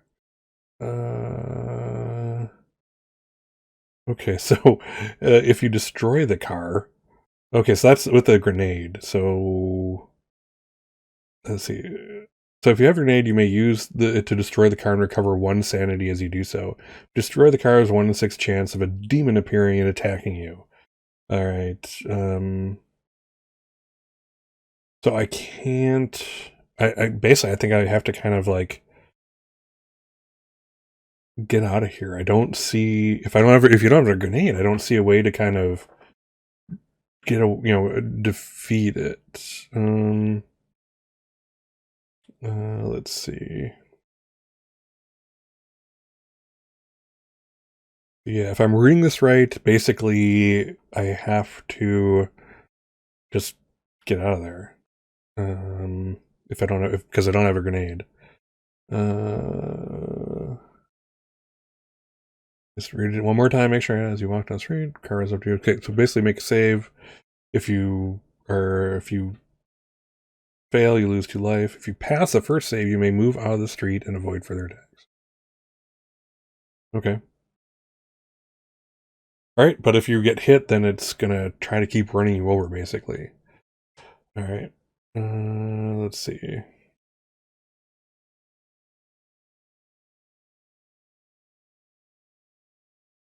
Okay, well, let's see how I do. So basically, I need a 4, 5, or 6 not to get hit by this car. See how we do. Here we go. God damn it. All right, so the character sheet. So I automatically take 2 damage.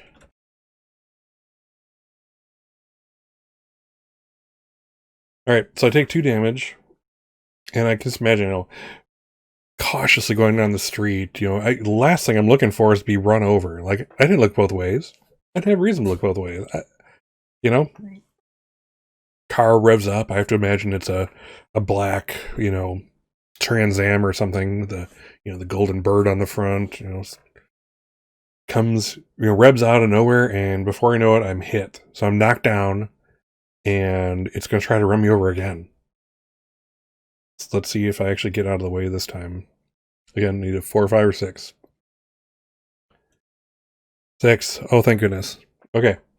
All right. So yeah, so I'm able to kind of dodge out of the way, kind of get out of its path as it goes by, and I have to imagine it. I'm not, because I'm out of the street. But I haven't escaped from the scene. I just made it so I got off the street and was hit. So now, you know what? As it kind of speeds off, looking for like another unwitting victim, I'm going to search it. So let's do a search. I'm allowed to do a search once the encounter is no longer there. So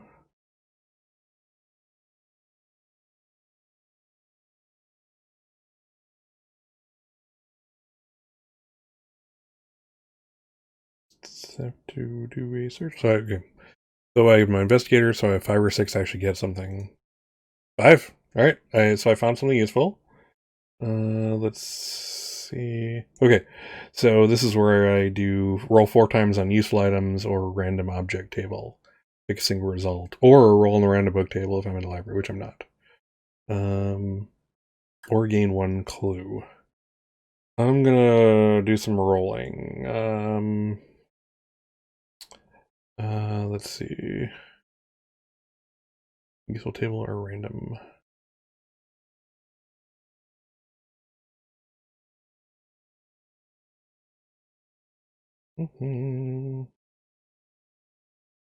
Let's roll on the useful stuff this time.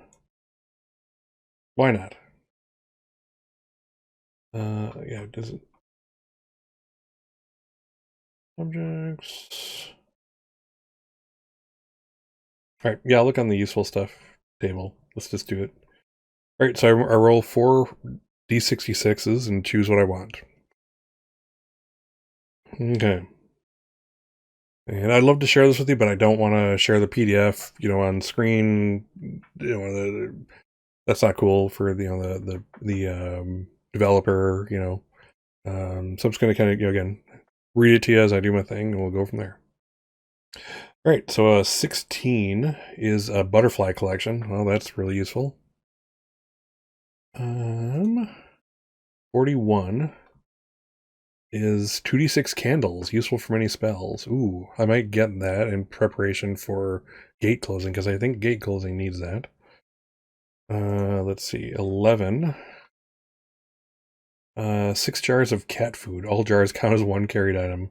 They may be used as 1 food each, or to avoid 1 encounter with a cat-like monster. That's tempting. However, those candles are still looking good. So let's do 1 more d66. 42. Flashlight. I'm going to go with those candles. What number was it? It was, yeah, 2d6 candles. So I have 11 candles.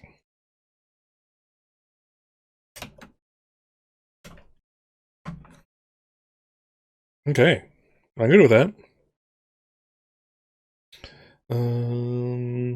Yeah.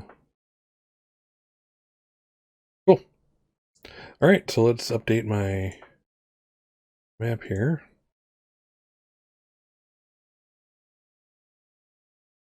All right, so 6. So it was a street. Escaped car. Searched.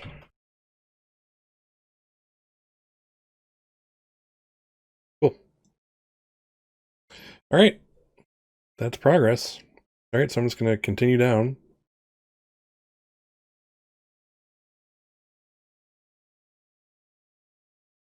Okay. And again, I've only actually defeated 1 creature here. So actually, I'm just going to take this defeated off. Since again, by the rules, I've figured out that I didn't defeat it per se. Because I didn't engage in combat at all. So, all right. So I basically have the 1 XP. So interestingly, amongst all this, I've taken some damage and stuff, but I've only defeated 1 creature. Pardon me. All right, so back to, let's see.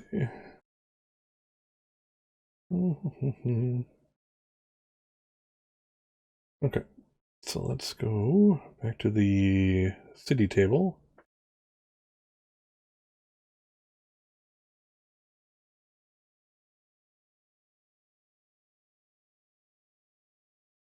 Come on now.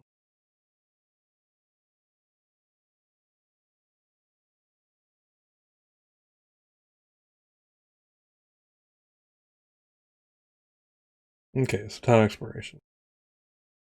All right, 2d6 on town exploration. What do we get? 6. Roll on the street table. Okay.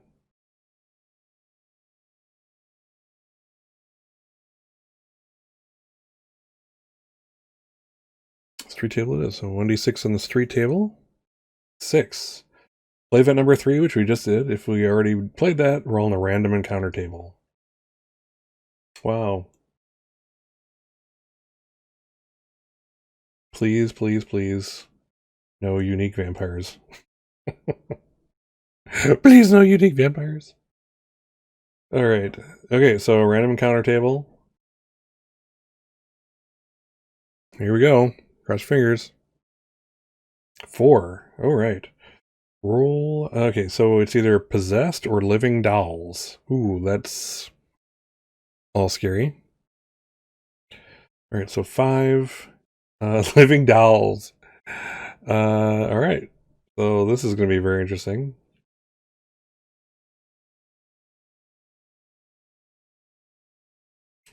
All right, so now I get to roll on the living dolls table. A lot of tables. Like I said, this game is all tables, and that's what makes it run. That's what makes it neat. So let's see how I do. 1.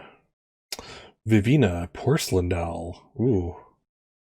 Level 5 artificial creature for life, no damage. This doll cries and screams so loudly you feel sharp pain in your ears. You can try to calm her down by offering an object in passing a level 3 charisma roll.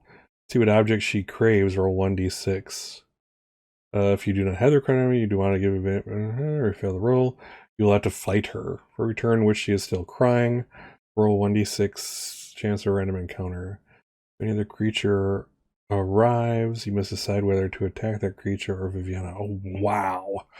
That's dangerous as hell. Whew. Oh, my goodness. All right, cross your fingers. All right, so I'm walking down the street, and there is the porcelain doll walking towards me. You know, it's like a little, the little porcelain, the porcelain parts, the joints. Probably wearing a nice little, a sundress type of outfit or something with raggedy hair, and you know, oh god. So let's see here. So this doll cries and screams so loudly, you feel sharp fingers. Try to calm her down by offering an object and passing a level 3 charisma. Do not have the item or do not want to give it to her. Fail the roll, you will have to fight her. All right. So basically, she does no damage, but basically every uh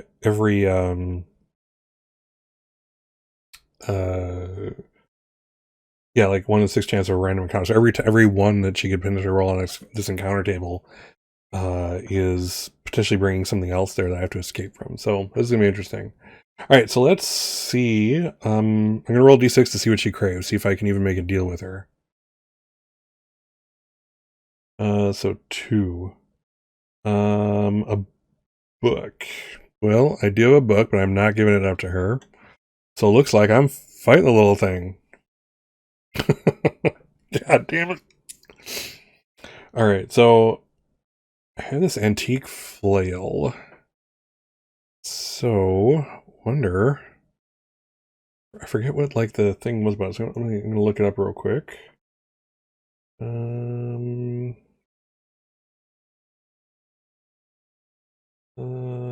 Yeah, 100.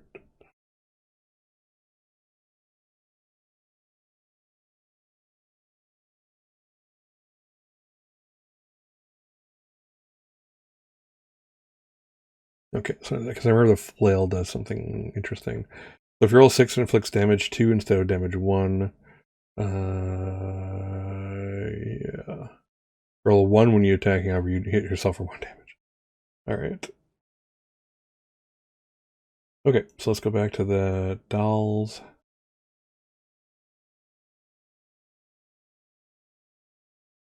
Where the hell is it?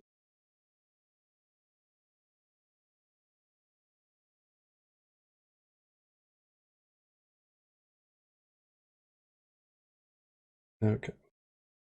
Hold tight, hold tight. Stuff. Peace and Dead Possess. Notes on 1. Living Doll 68. Okay.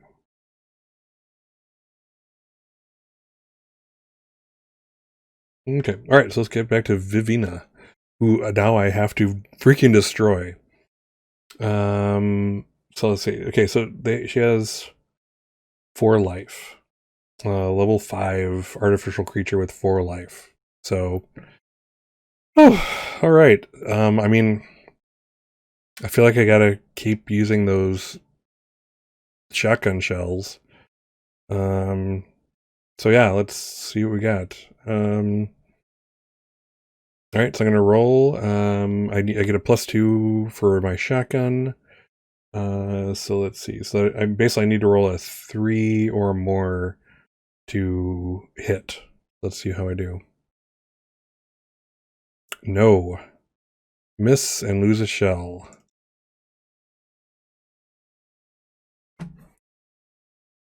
Okay. So how did I miss a freaking scary porcelain doll walking at me? I have no idea, but I did. And basically she has no attack. But she has 1 in 6 chance of calling a random encounter with her cry. All right, so hopefully I don't roll a 1 here. 4. Okay, good. And now it's, you know what? I'm gonna take a chance. Again, she has a 1 in 6 chance of rolling it. I'm gonna try the flail. So I'm gonna swipe her with that, and we'll see how we do. Basically, I get 0 to this. I need a 5 or a 6 to hit. Oh man! But I just have those 2 shells are becoming really precious. So here we go. 5 or 6. Nope. Okay, so flail misses. Luckily, that wasn't her roll, or she would have called another random encounter. All right, so now she cries out into the night, calling for some other evil to come get me, and nothing comes. Ha ha! All right, so I'm gonna tempt my luck and start hitting with my flail and hope I do some damage. Hope I get a 6. 6 would be cool. No. All right, so that's another miss. She does not call anything. Another miss. She does not call anything. It's getting a little scary. The odds are not with me at this point. Nope, nothing. She yet does not call anything. Yes, a hit, a palpable hit. All right, so 5. So basically I do 1 damage. So she has 3 life left. And she still doesn't call anything. I miss again. She doesn't call anything. Sorry if I'm going over this too fast, but this could really lag on. And there's no reason to really hold back. She's this crying. I'm just desperately swinging at this creature, trying to break its little freaking head off. Little porcelain head, and it's just not happening. 6. Yes. All right, so 6. That means it does 2 damage. It's a 2 damage weapon, so I do 2, so she's down to 1 life. Come on, no whammies. Yes, no whammies. And I'm going to attack again. Nope, I do damage to myself with the flail, since I'm using the flail.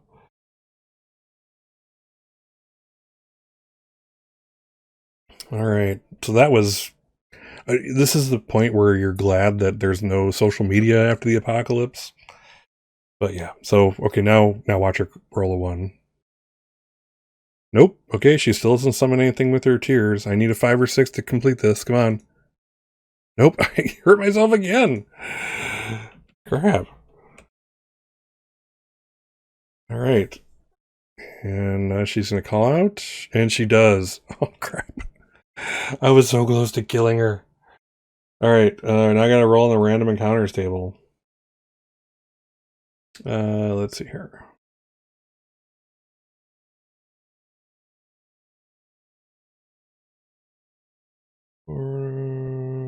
Come on, where are you? Oh, here we go. All right, random encounter.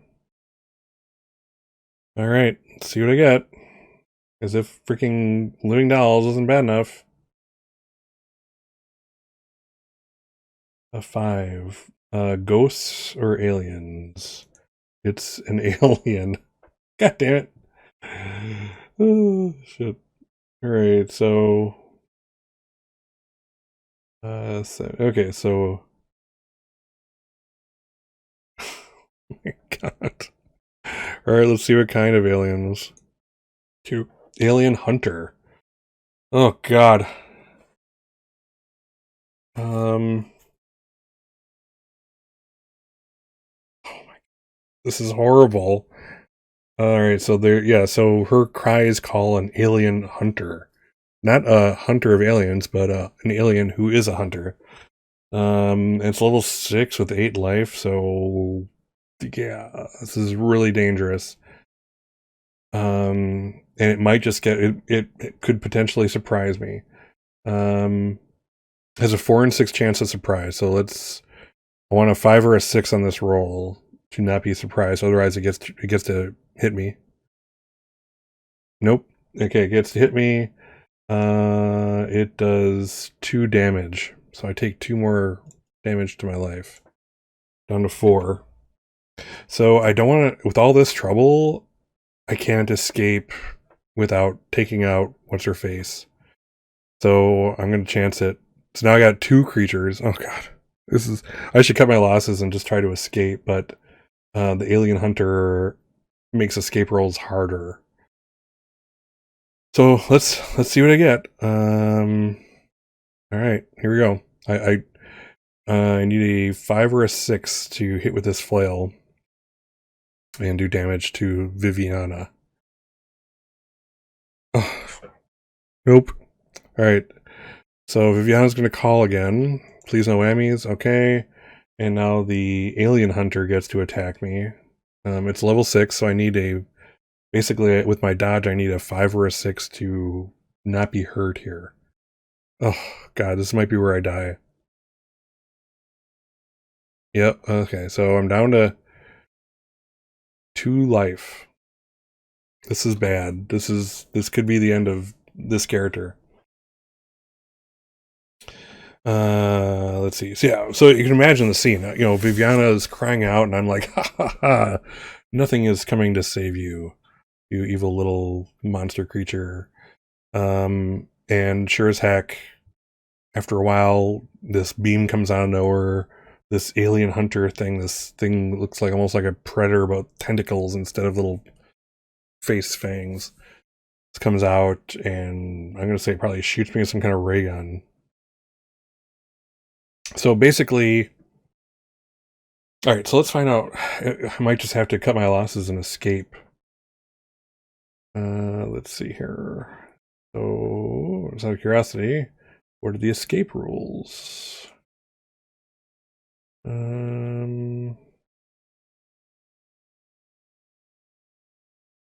Okay.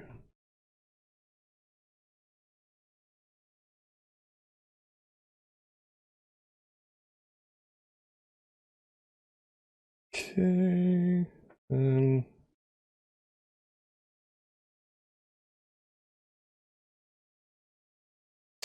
Where is escaping? I can't believe all this trouble to get her, and now I've got to try to escape just 1 point short of taking her out.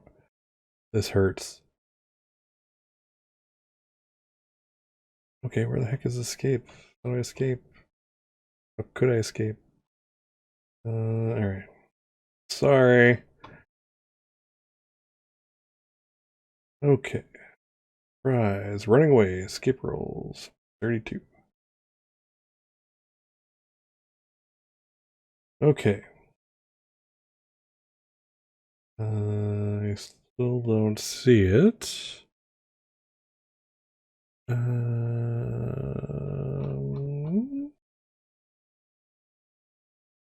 don't see it.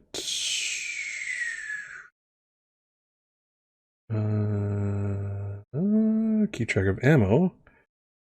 Dice explosions, rolling one, surprise. Escape is page after where it says it is. Alright, sometimes you want to run from monster. To do so, perform an escape roll. Roll d6 against the monster's level. Add +1 if you have slippery, or 2 if you have difference whether you are running away from a single opponent or monsters. Fail escape roll, you do not manage to run away, and you automatically take the monster's damage. You also suffer any effects associated with it. Alright, here we are. Basically, okay, so let's look at the aliens table again. I have to escape, or I have to try. So basically, I either escape or I die, because it does 2 damage, and that's all I have left in life. So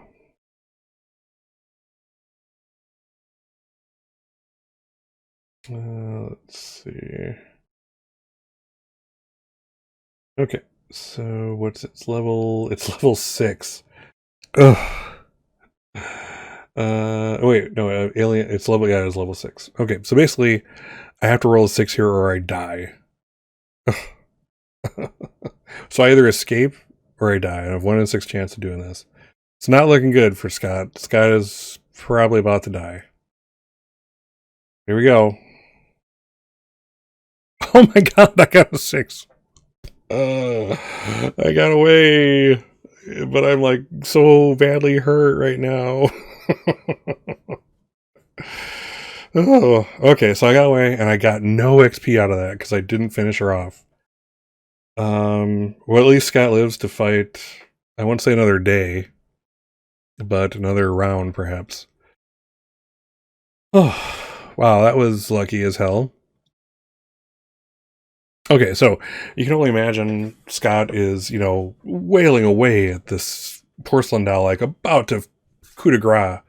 And suddenly the beam happens and, the tentacly face thing comes out and shoots at me. And I decide it's not worth it and make a run for it. So yeah, that's where I am at. And so yeah, I get off the street and yeah, it's not a good time here. So let's update my map.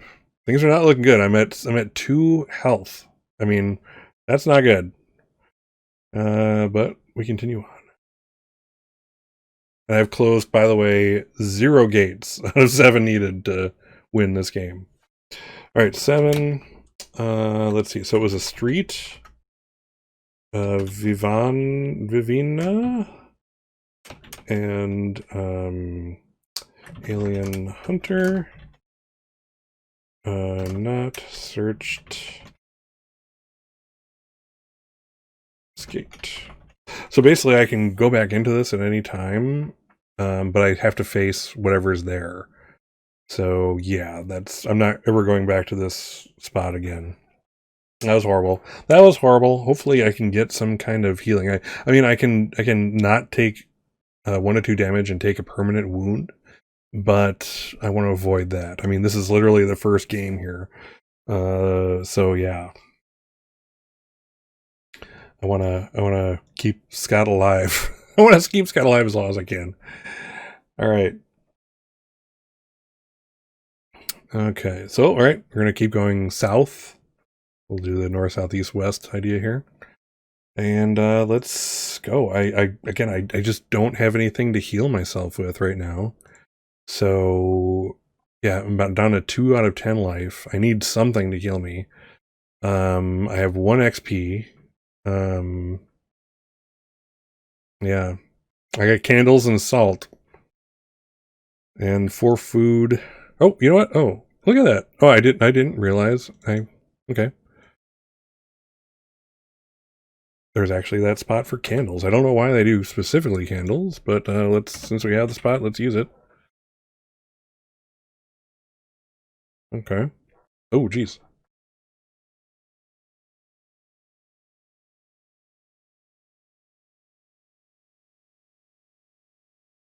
All right. Okay, dokie. Hmm. All right. So let's roll on the town exploration, since I have no choice.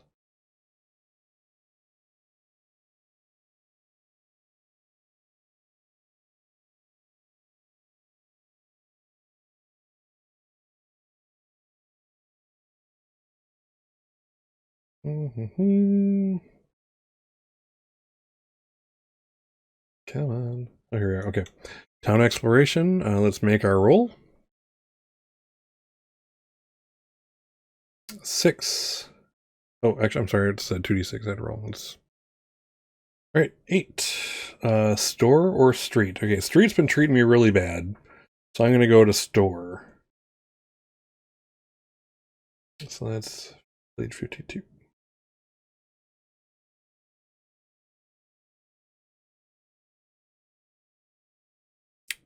There you go. All right. All right, and 1d6 on this table. I got a 4. Picked clean. You find nothing here, but I can search it. So I'm going to do that. So let's do that. And I find, okay, with my investigator, has been paying off in spades. So I basically got a 6 for all intents and purposes. So let's roll on some tables. I'm going to do random objects this time. So let's roll 4 d66s. All right, 61 is a computer printout. Somebody print out a whole book. Roll around a book table. Okay, so I got the book I really want, so I'm not too concerned about books yet, but let's see what else we have here. All right, second roll is 21. A baseball bat, handy. Third roll is 12. Religious symbol. Ooh. Symbol of any religion of your choice may be required for rituals or focus and will turn vampires. You have the faith skill. Ooh, interesting. You may pick up a religious symbol every time you visit a place of worship. Interesting. I wonder if that's only after you picked up a religious symbol? I don't know. All right, so that's 3. And what's my 4th? 32. Silver necklace. Next, what you may turn it into D3 silver bullets if you have smelting equipment. You find smelting. Okay, that's not happening. Let's take the religious symbol. That seems the most useful here. Symbol. Let's call it a Wiccan symbol. All right. So we have our pentacle, basically. Pentacle. Turn away evil. All right. Okay, so that was that. So it's searched. I got something. I didn't die yet. So we're gonna call that that's a win. It's a win. All right, so 8. That was a store. Picked clean. Searched.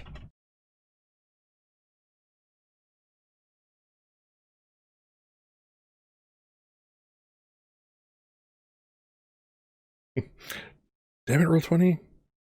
Why are you doing me like that? All right, let's try to do it down here. Oh no. All right, well, I'm gonna leave it there. You know what? I just can't.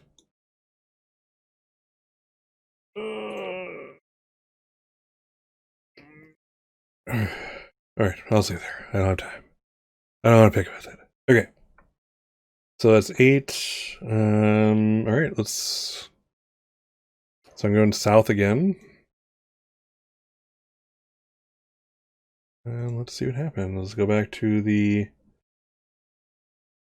let's see the town exploration table and see where I get. 9.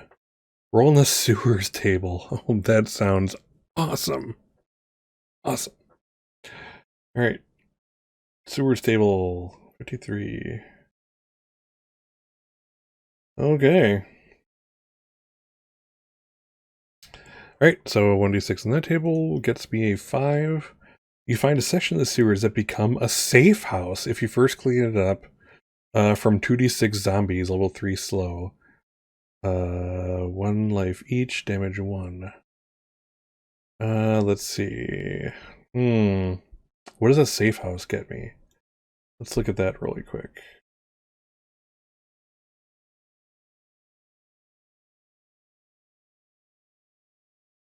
I just want to look up safe house. Mapping against.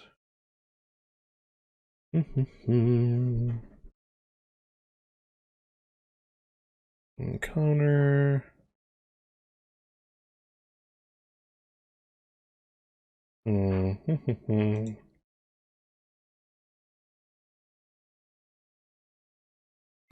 Search this bad boy. I don't think so though.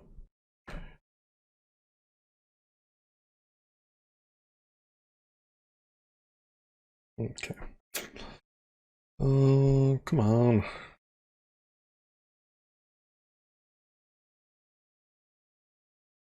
Okay, let's see if we can just find it by going through here. Trying to play, save mother.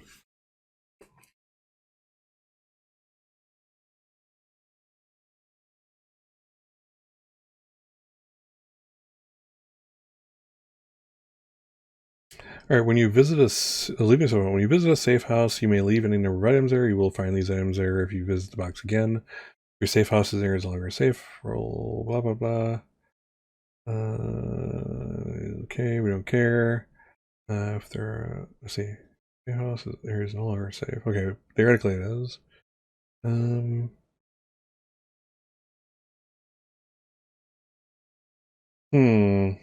Well,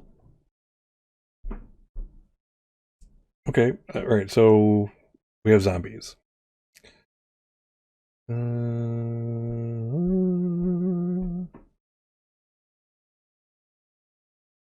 think it's a decent risk. Let's see.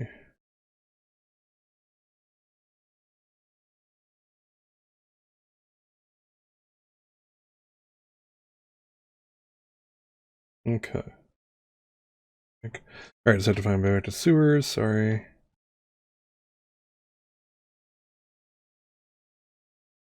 House, cemetery. Sewer 23. Okay. Okay, so okay, so I first clean 2d6 zombies, level 3. And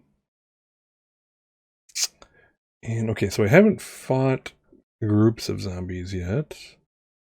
So let me 1 life each, damage. I think it's a group. Oh. Alright, let me just look this up real quick. So we haven't fought a group yet.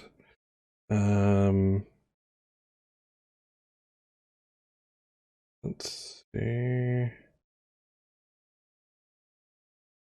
There's special rules for groups.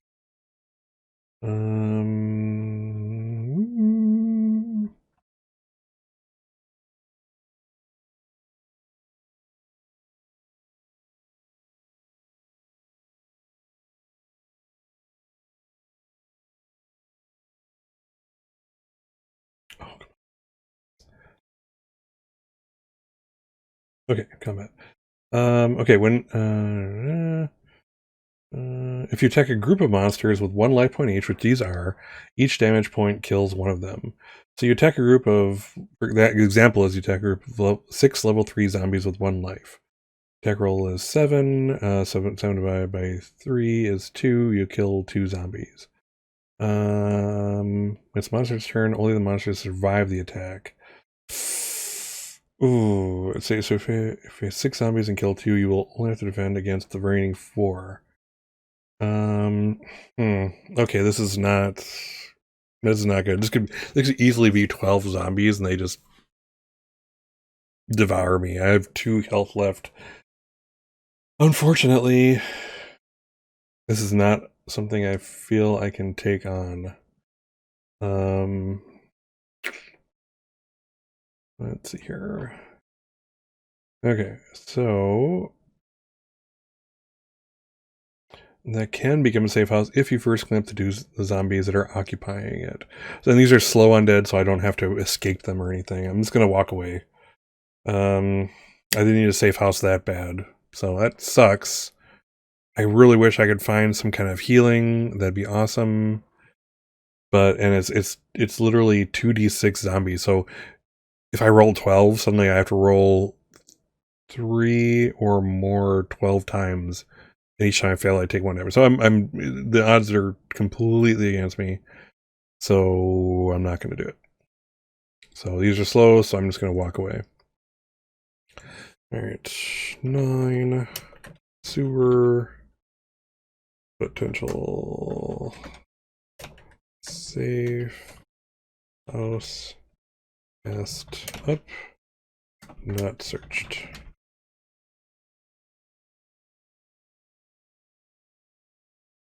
Okay, keep going. All right, so let's continue on. This will be my 10th one. I'll have to consume another food after this next round, but we'll see how I do.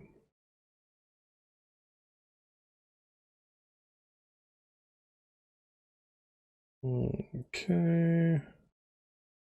All right, town exploration. Let's roll it. All right, 7. Roll d6. On 1 to 5, roll on the house table. On a 6, roll on the special events. Okay. 5. So that's the house table. Okay. House has been good to me so far. Oh, and I get to roll to see if I find a medicine here. All right. House. Let's roll to see how I do. 6. Oh god, it's a play event number 1. If you've already played it, roll a die.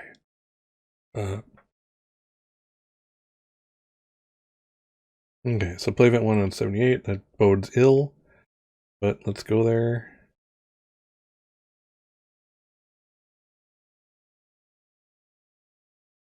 Okay, creepy old mansion.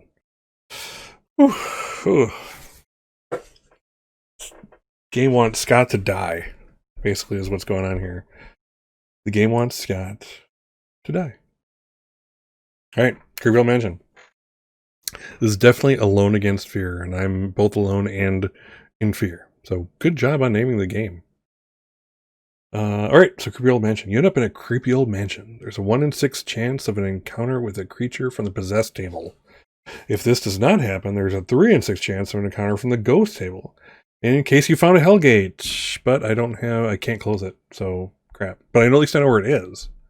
So that's important. And the name of the demon Floros is written on the wall. You just ignore the Hellgate if you want. If you have the Gate Arcane skill, you may perform magic to close it. If you close it, you may ignore the next 3 encounters that happen to you and recover 2 sanity. If you fail to close it, you are cursed, and your chance of meeting wandering monster increases by 1 every time until you close another Hellgate or find a magic item or ritual that dispels the curse. Interesting. So I can't do anything with the Hellgate. Let's see here. But at least I know where it is. There's absolutely a Hellgate here, so that's something. But let's see here. So there's 1 in 6 chance of encounter with a creature from the possessed table. So if I roll a 1, I roll on that table. I roll on the possessed table. Alright.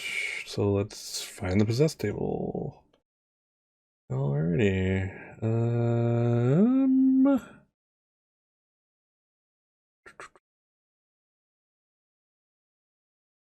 Possessed 62. Okay. Oh god. Alright, rolling on the possessed table. Here we are. 3. D6 possessed objects. They have 2 and 6 chance of surprise, susceptible to exorcism. All right, so first let's see how many there are. So D6, there are 2 of them, and they have a 2 and 6 chance of surprise. So I need to roll a 3 to 6 to not be surprised by them, which I'm not. Awesome. All right, now it's destruction time. All right, so they're a group basically. And let's do it. I hate to spend my shotgun shells, but do I have a choice really? I mean, they can each do 1 damage. I could potentially lose both of them. So, but again, they're level 2 creatures. So, you know what? I'm gonna use my flail, and let's see. So I'm gonna use my flail. I'm gonna save my shotgun shells. If I use them now, I could just die later easily. So let's do the thing. They're level 2. So let's see how I do. Come on, 4 or more. 6 plus 1 is 7. Nice, because 6 explodes. All right, so yes. All right, so they each have 1 life. I basically did 3 damage to 2 of them, so they're done. So yeah, so here I'm going to share a little Scottism with you. One of the things that I had recurring nightmares about when I was a kid, and it was I'm kind of showing my age, so I'm not sure who else out there would have, seen it, but this kind of fits into the Alone Again sphere thing. I had this recurring dream of a talking toaster. And this toaster had a face on the side with the little thing you push down. And it talked. It had a face, the mouth, the thing was its nose, and it had eyes, and it talked. And it horrified a 5-year-old Scott. And the origin from this, I know, was as a kid, there were these Mr. Yuck commercials. So this was, Mr. Yuck was, the tough love, teaching you not to eat bad things in terms of like poison. So Mr. Yuck, the commercial started out. I want you to vision this. It's been so many years since I see it, but I can kind of imagine it. So it's like the thing starts out with like swirling green. Green is the color of poison and bad things. So swirling green like mists, and then Mr. Yuck was like a smiley face, but instead of the smile, you had the upside down with like the open mouth, like, and the thing that went along with it. So Mr. Yuck would pop up, and it was like, Mr. Yuck is green. Mr. Yuck is green. Mr. Yuck is. Oh, what's the rest of the thing? Oh, okay. Looks like I forgot that part. Mr. Yuck is green. Mr. Yuck is something or other. But anyway, and then it showed like a bunch of dangerous things, like, putting a fork in a socket, drinking poison and stuff like that. So it was like a scary, tough love kids commercial way back as a kid, like a public service announcement type thing. Anyway, so that's where the origin of that was from. But anyway, so yeah, one of these is definitely a toaster, and I totally flail the hell out of it. Just and we'll say the other thing. What are the actual things? Possessed objects in the house. So yeah, I flailed the toaster, and this is crushed, like even like screams a little bit as I crush it. And I'm imagining like the other thing, let's say, is like a waffle iron, like kunk, kunk, kunk, trying to come at me and jump at me. I'll probably take that one off in mid-flight as it kind of jumps at me, like antique flail it to death, and smash it. So that's cool. All right, so that's neat. We like this. So, okay. So basically, okay, so I don't have the ritual yet, but I know where Hellgate is. So that's neat.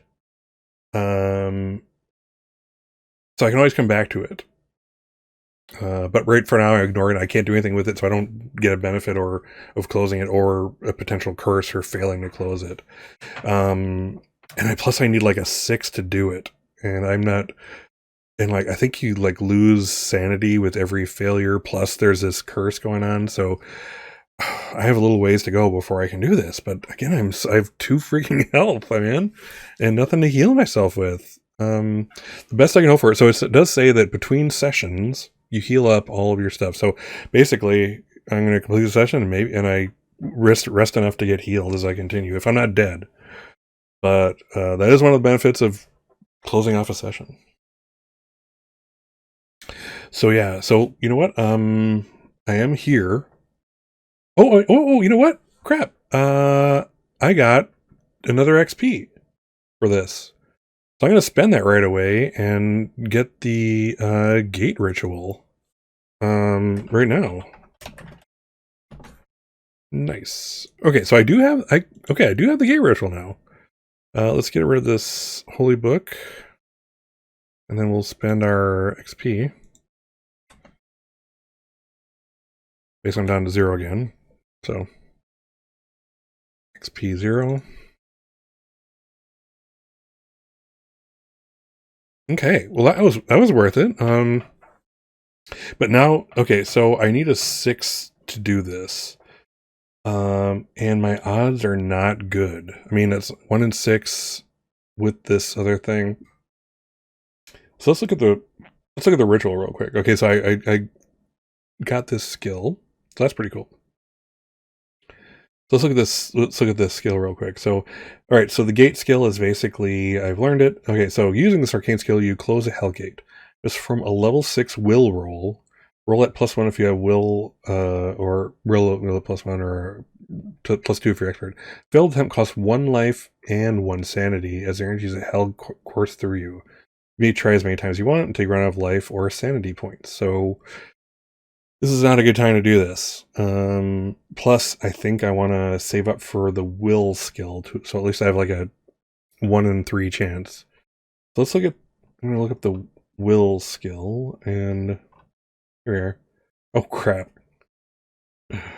So will is a 6 XP skill. So just to get 1 level of will, I need 6 XP. I need to kill 6 creatures. Oh. That's not good. We don't like that.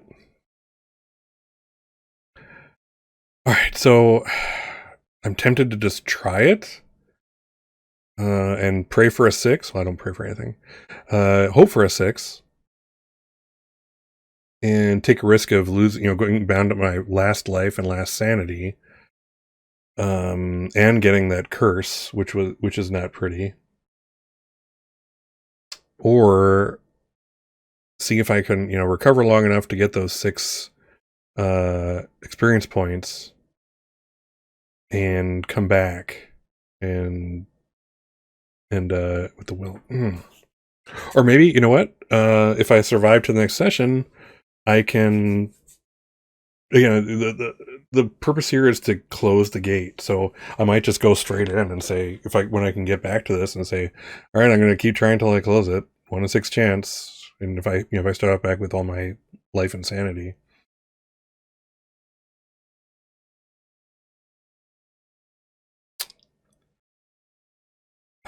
I just can't wait for that. I don't feel like Scott can survive 6 encounters.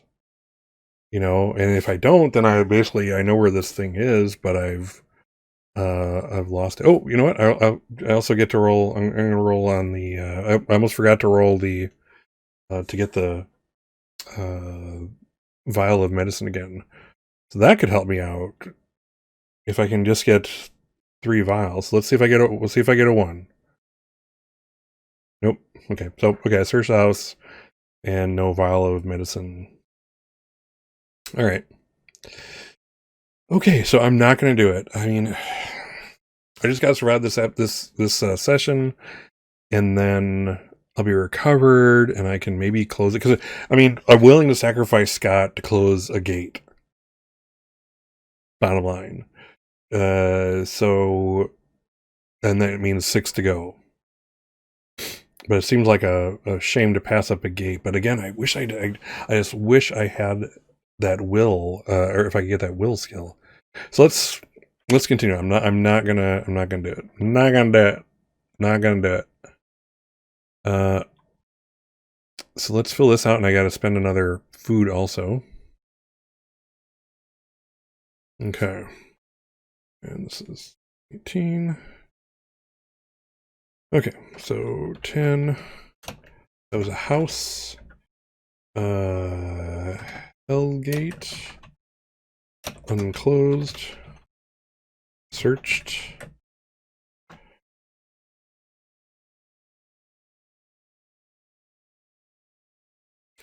Did I search it? Okay, now I got the XP. I spent the XP.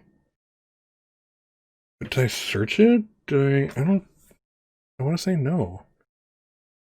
Yeah, because I'm not seeing any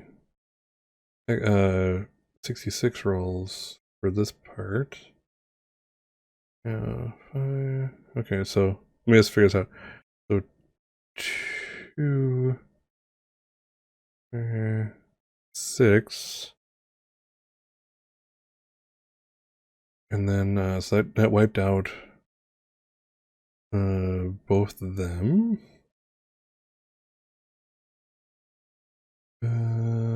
Let's see, and then alright, so that wiped out both of them. I rolled for the vial. Oh no, that was what was the one for? I know this was for the vial roll. What was the one? I don't remember, but I definitely didn't search. So let's go ahead and search. Maybe I get lucky.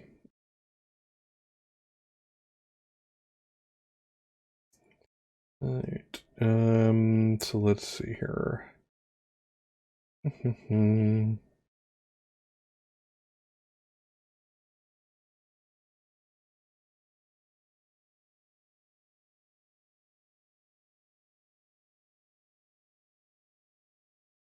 Okay.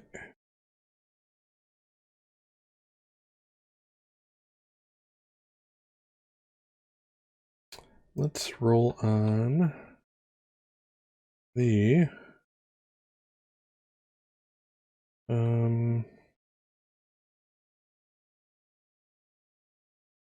random objects table. Let's roll on random objects. So, well, actually, I'm sorry. I'm sorry. I have to roll for that. I have to roll to search. So let's see if I actually find anything with the search. No. Okay, so I actually don't find anything. Okay, so I'm not rolling on any table. Okay, so it's searched, and let's go ahead and mark off my food. Or forget about it. Oop. Okay, so I'm down to 3 food. And books read, religious text. All right. Cool. Okay, so I know the gate ritual. I'm hurting. But there we are. Okay, so on to the next.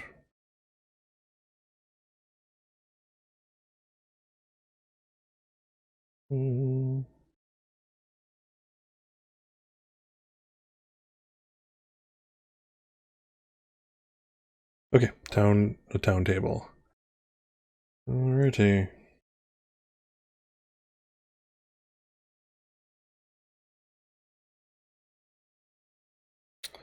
Okay, let's roll on the town exploration table, see how we do. Alright, 3. Roll on the military installation or the clinic. Ooh, clinic. Gotta go to clinic. Clinic has a better chance of finding medicine. So 46.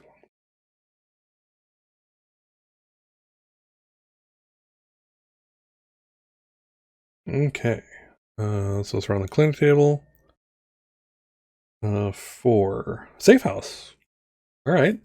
You find an area that is easy to defend. You may heal up to 2 sanity and 4 life every time you visit. Oh my god! You do not have to roll for random encounters every time you visit the safe house. If there are already 3 safe houses in play, when you result, you create a new safe house, but the safe house close to your current location is a safe house. Okay. Determine which is closest. We don't care. If there are 2 safe houses, same distance, we don't care. No longer a safe house. Just roll a 1d6 chance of random. Let's see. When you visit location that is no longer a safe house. Okay. Okay. So I am saved. That's cool. All right. Plus, okay, I'm gonna roll to see if the vial is here. Oh, and I think it's a. Okay, so first let's mark this as a safe house. Okay. So. Okay, that was a big one. Let's see here. Okay, so this is a safe house. Clinic. Safe house. All right, cool. And I don't have any other safe houses, so this is, I don't have to worry about that whole thing doing the other stuff. So, all right, so safe house, you may heal up to 2 sanity and 4 life every time you visit. So, okay. All right. So that's really good. Okay, so I'm going to heal, let's see here. Heal up to 2 sanity and 4 life. So, wow. That's just huge. That just saved Scott. So I can heal 2 sanity and 4 life. So 9 of 9. And 6 of 10. And I can go to another place and come right back and, oh wow. Alright, so this is how I survive. Okay. This is nice. We like this. Alright, so let's see. This is really good. We like this. Okay, Scott has a chance now.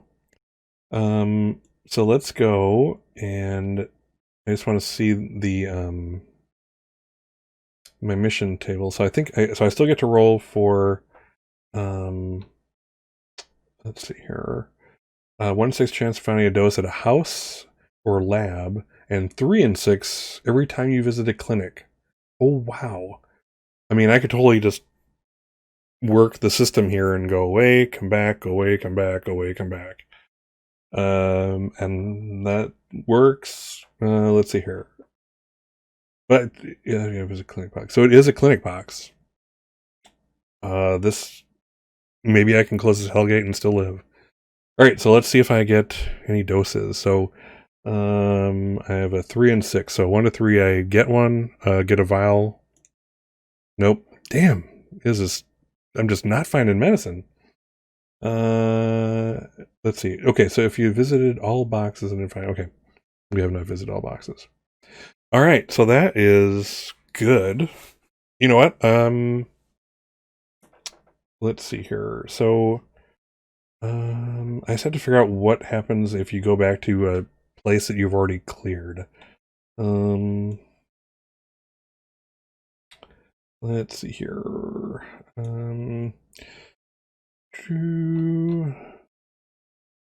Look that up just real quick. All right, so basically, I'm trying to. I cleared that mansion. So, what happens if I move back? Do I have to face anything? Oh, moving for the visit area is 39.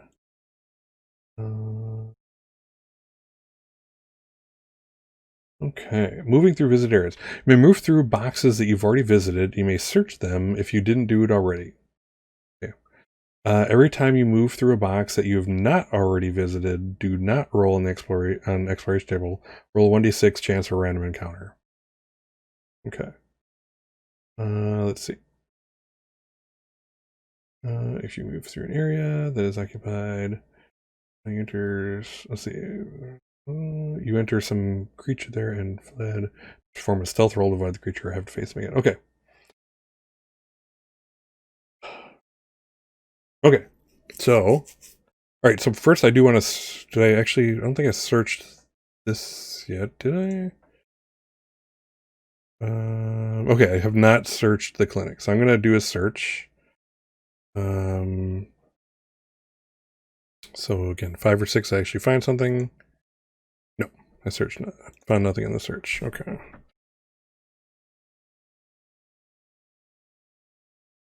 Okay, so I want to go back to the house. We're going to basically mark this as 10, 12, since it's like my 12th move. I want to keep track of that. All right. So we're rolling a random encounter table. Let's see here.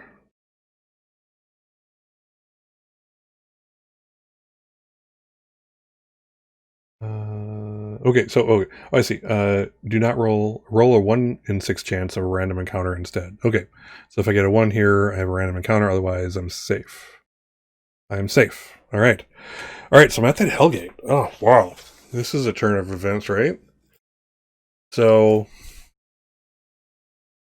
okay. Let's see.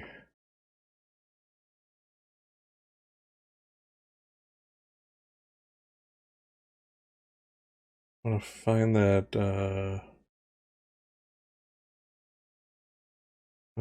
place again.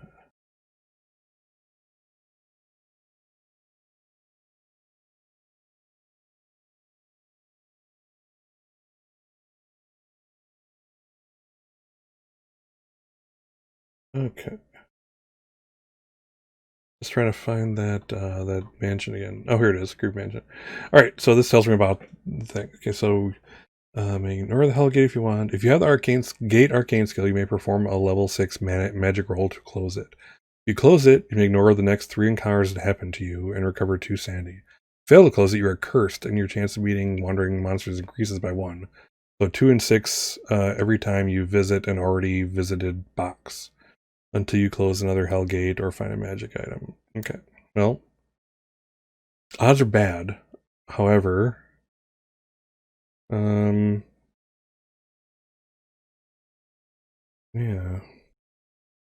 So basically, I feel like I have to leave every time. Do I have to, or do I have to move? I think I do. Or else I just like to keep rolling d6s until I get a 6 that closes this one.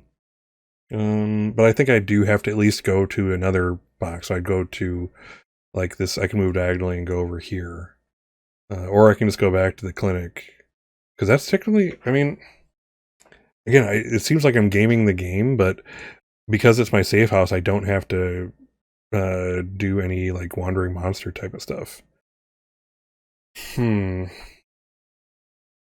It's handy to have that clinic right next door to the Hellgate. I feel like, well, let's see here. Okay, so that's page 70. I'm just gonna write that down. All right, so let's look at.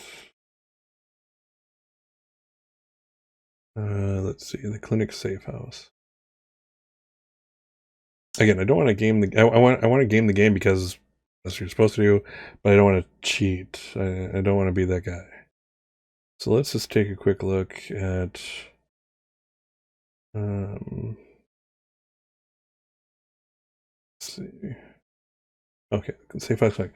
When here this easy to defend, you may heal to say. You don't have to roll. You do not have to roll for random encounters every time you visit this safe house. Okay, so the rules say I can basically go Hellgate Clinic, Hellgate Clinic, Hellgate Clinic, Hellgate Clinic, and heal every time. I'm gonna do it. I mean, I'm gonna run out of food eventually. That's my big thing. So yeah, so let's so go back here.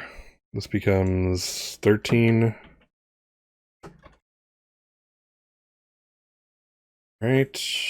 And that heals me basically another 4, so I think I'm maxed out on health. Okay. Oh, you know what? I'm sorry, I kind of preempted that. So first, let's roll to see if I get a 6.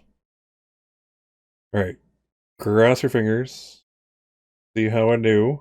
Oop, no, let's get you on the page so you can see I'm not gaming it. All right, I need a 6. It's got a 6. No, it's not a 6. Okay, so I get that curse. I take. Let's see here. I lose sanity and a life, but I'm going to gain it basically all back once I go to the clinic. All right, so that's okay. So that is 13. That heals me. I'm going to go back here. 14. Roll again. Nope. All right, 15. And spend another food. I'm down to 2 food.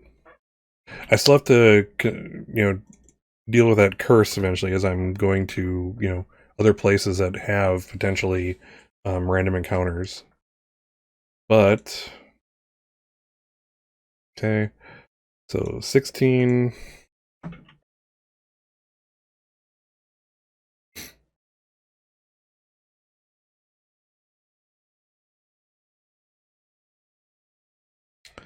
All right. Oh, you know what? Oh, crap. I do have to check. Forgot.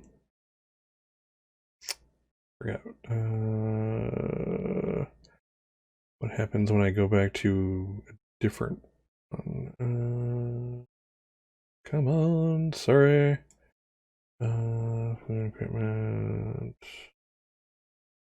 Darn it.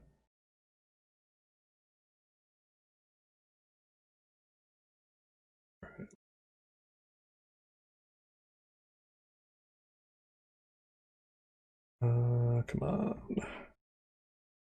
Okay. Okay. Moving through visitor. Every time you move to a box that is our visit, you do not roll an expert to roll on 1d6. Okay. So let's roll a 1. Oh, so I have another chance of a chance encounter. So let's roll. I do not have a chance encounter. All right. This is for the gate. I need a 6. Nope. All right. 17.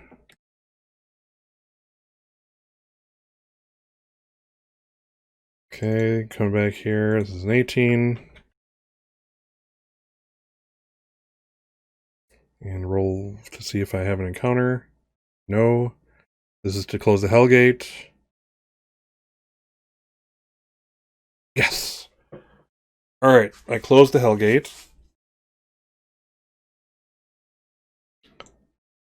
Alright, that was totally worth it.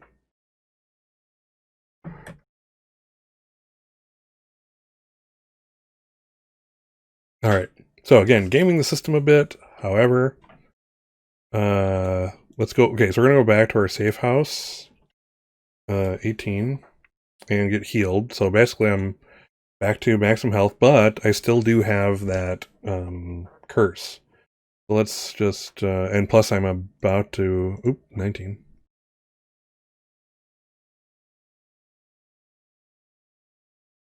Okay, so I still have the curse and I'm about to expend another food.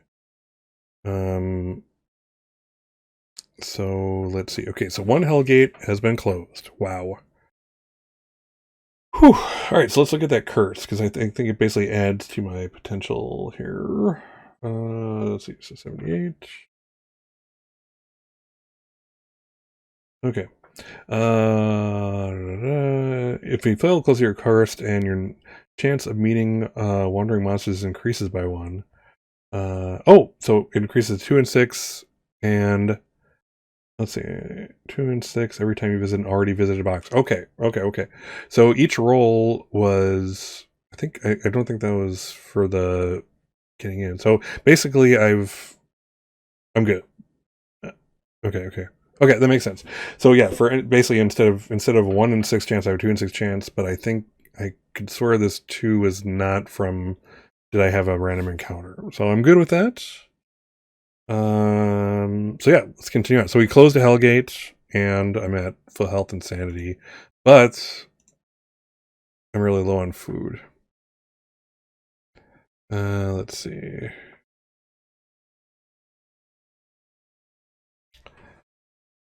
Okay, so Scotty needs to find some food, or he starts losing health.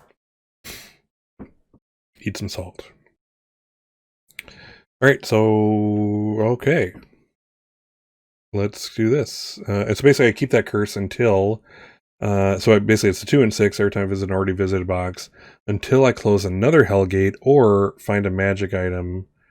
Find a magic item. Period. Or ritual that dispels a curse, or a magic item or ritual that dispels a curse. Okay, so maybe I have no idea what that means, but we'll find out. I may just perpetually be, going a 1 or 2 on a 1d6 to random encounter it. Okay, well, I just noticed that it's just about time.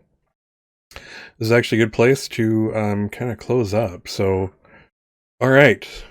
So, I closed a Hellgate on night 1. We like that a lot. My hair is all messed up. That's all right. So yeah, we closed the Hellgate successfully, and I didn't die. I haven't taken any, any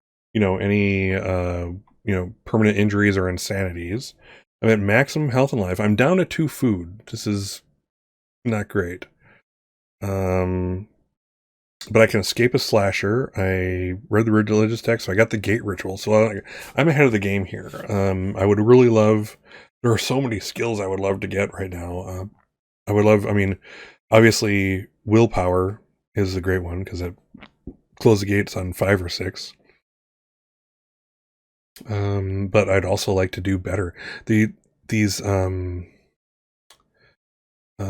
combats are so hard, and it's just dangerous as all heck. So this is gonna be interesting going forward. I see myself, I think, running a little bit more, away from things. But on the counter-wise, I need that.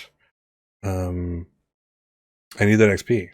So yeah. So the good thing is, I'm next session. I'm starting off with some progress made. I'm still working on my mission, which I can still get like 3 experience points with once I find all the medicine and return to my starting point. And then from there, who knows? But so far, interesting game. It is scary. I mean, it's like the dice, the deck is stacked against me. Things are just more powerful to me, generally speaking, and it's so easy to run into something really powerful. And I just don't have, outside the shotgun, which I have 2 whole shells for, I just don't have any great, weapons here. I would love to get something else better than that flail. That gives me like some pluses or a likelier chance of having 2 damage for without using ammo. We'll see though. But so far so good. I mean, if you can call being locked in a reality with supernatural baddies coming after you and trying to eat you, good. But yeah. I mean, I got the gate ritual. That's like number 1. I mean, this game is won by closing 7 gates, and I've closed 1. So Scott or whoever else follows Scott needs to close 6 more, and we won this thing. So yeah. I haven't really gone, watched any actual plays on this. So I had no idea really how long it would take to do one thing or another. Yeah. But like I basically got pretty much, 11, well, not pretty much, I got 11 boxes searched here. So, yeah, so that's some decent progress for 3 hours. And again, so it's just so interesting. I mean, I definitely want to. I'll do some more like RP style narration of this when we next meet. But again, this is a good first session. I'm definitely gonna kind of go over the book. I'm probably going to again, it would really help if this PDF had some bookmarks. I could just go to wherever I needed to. But it doesn't, and there's so many that making my own like GM screen, if you will, is worthless. So yeah, but I might try something like that. We'll see. I might end up making my own document and doing the um the bookmarks from there. So yeah. So thanks for hanging with me, viewers. And you're wonderful as always. Hope you had a good time. Hope you learned a little about this. I know I did. Alone Against Fear is a damn interesting game. Again, it is scary.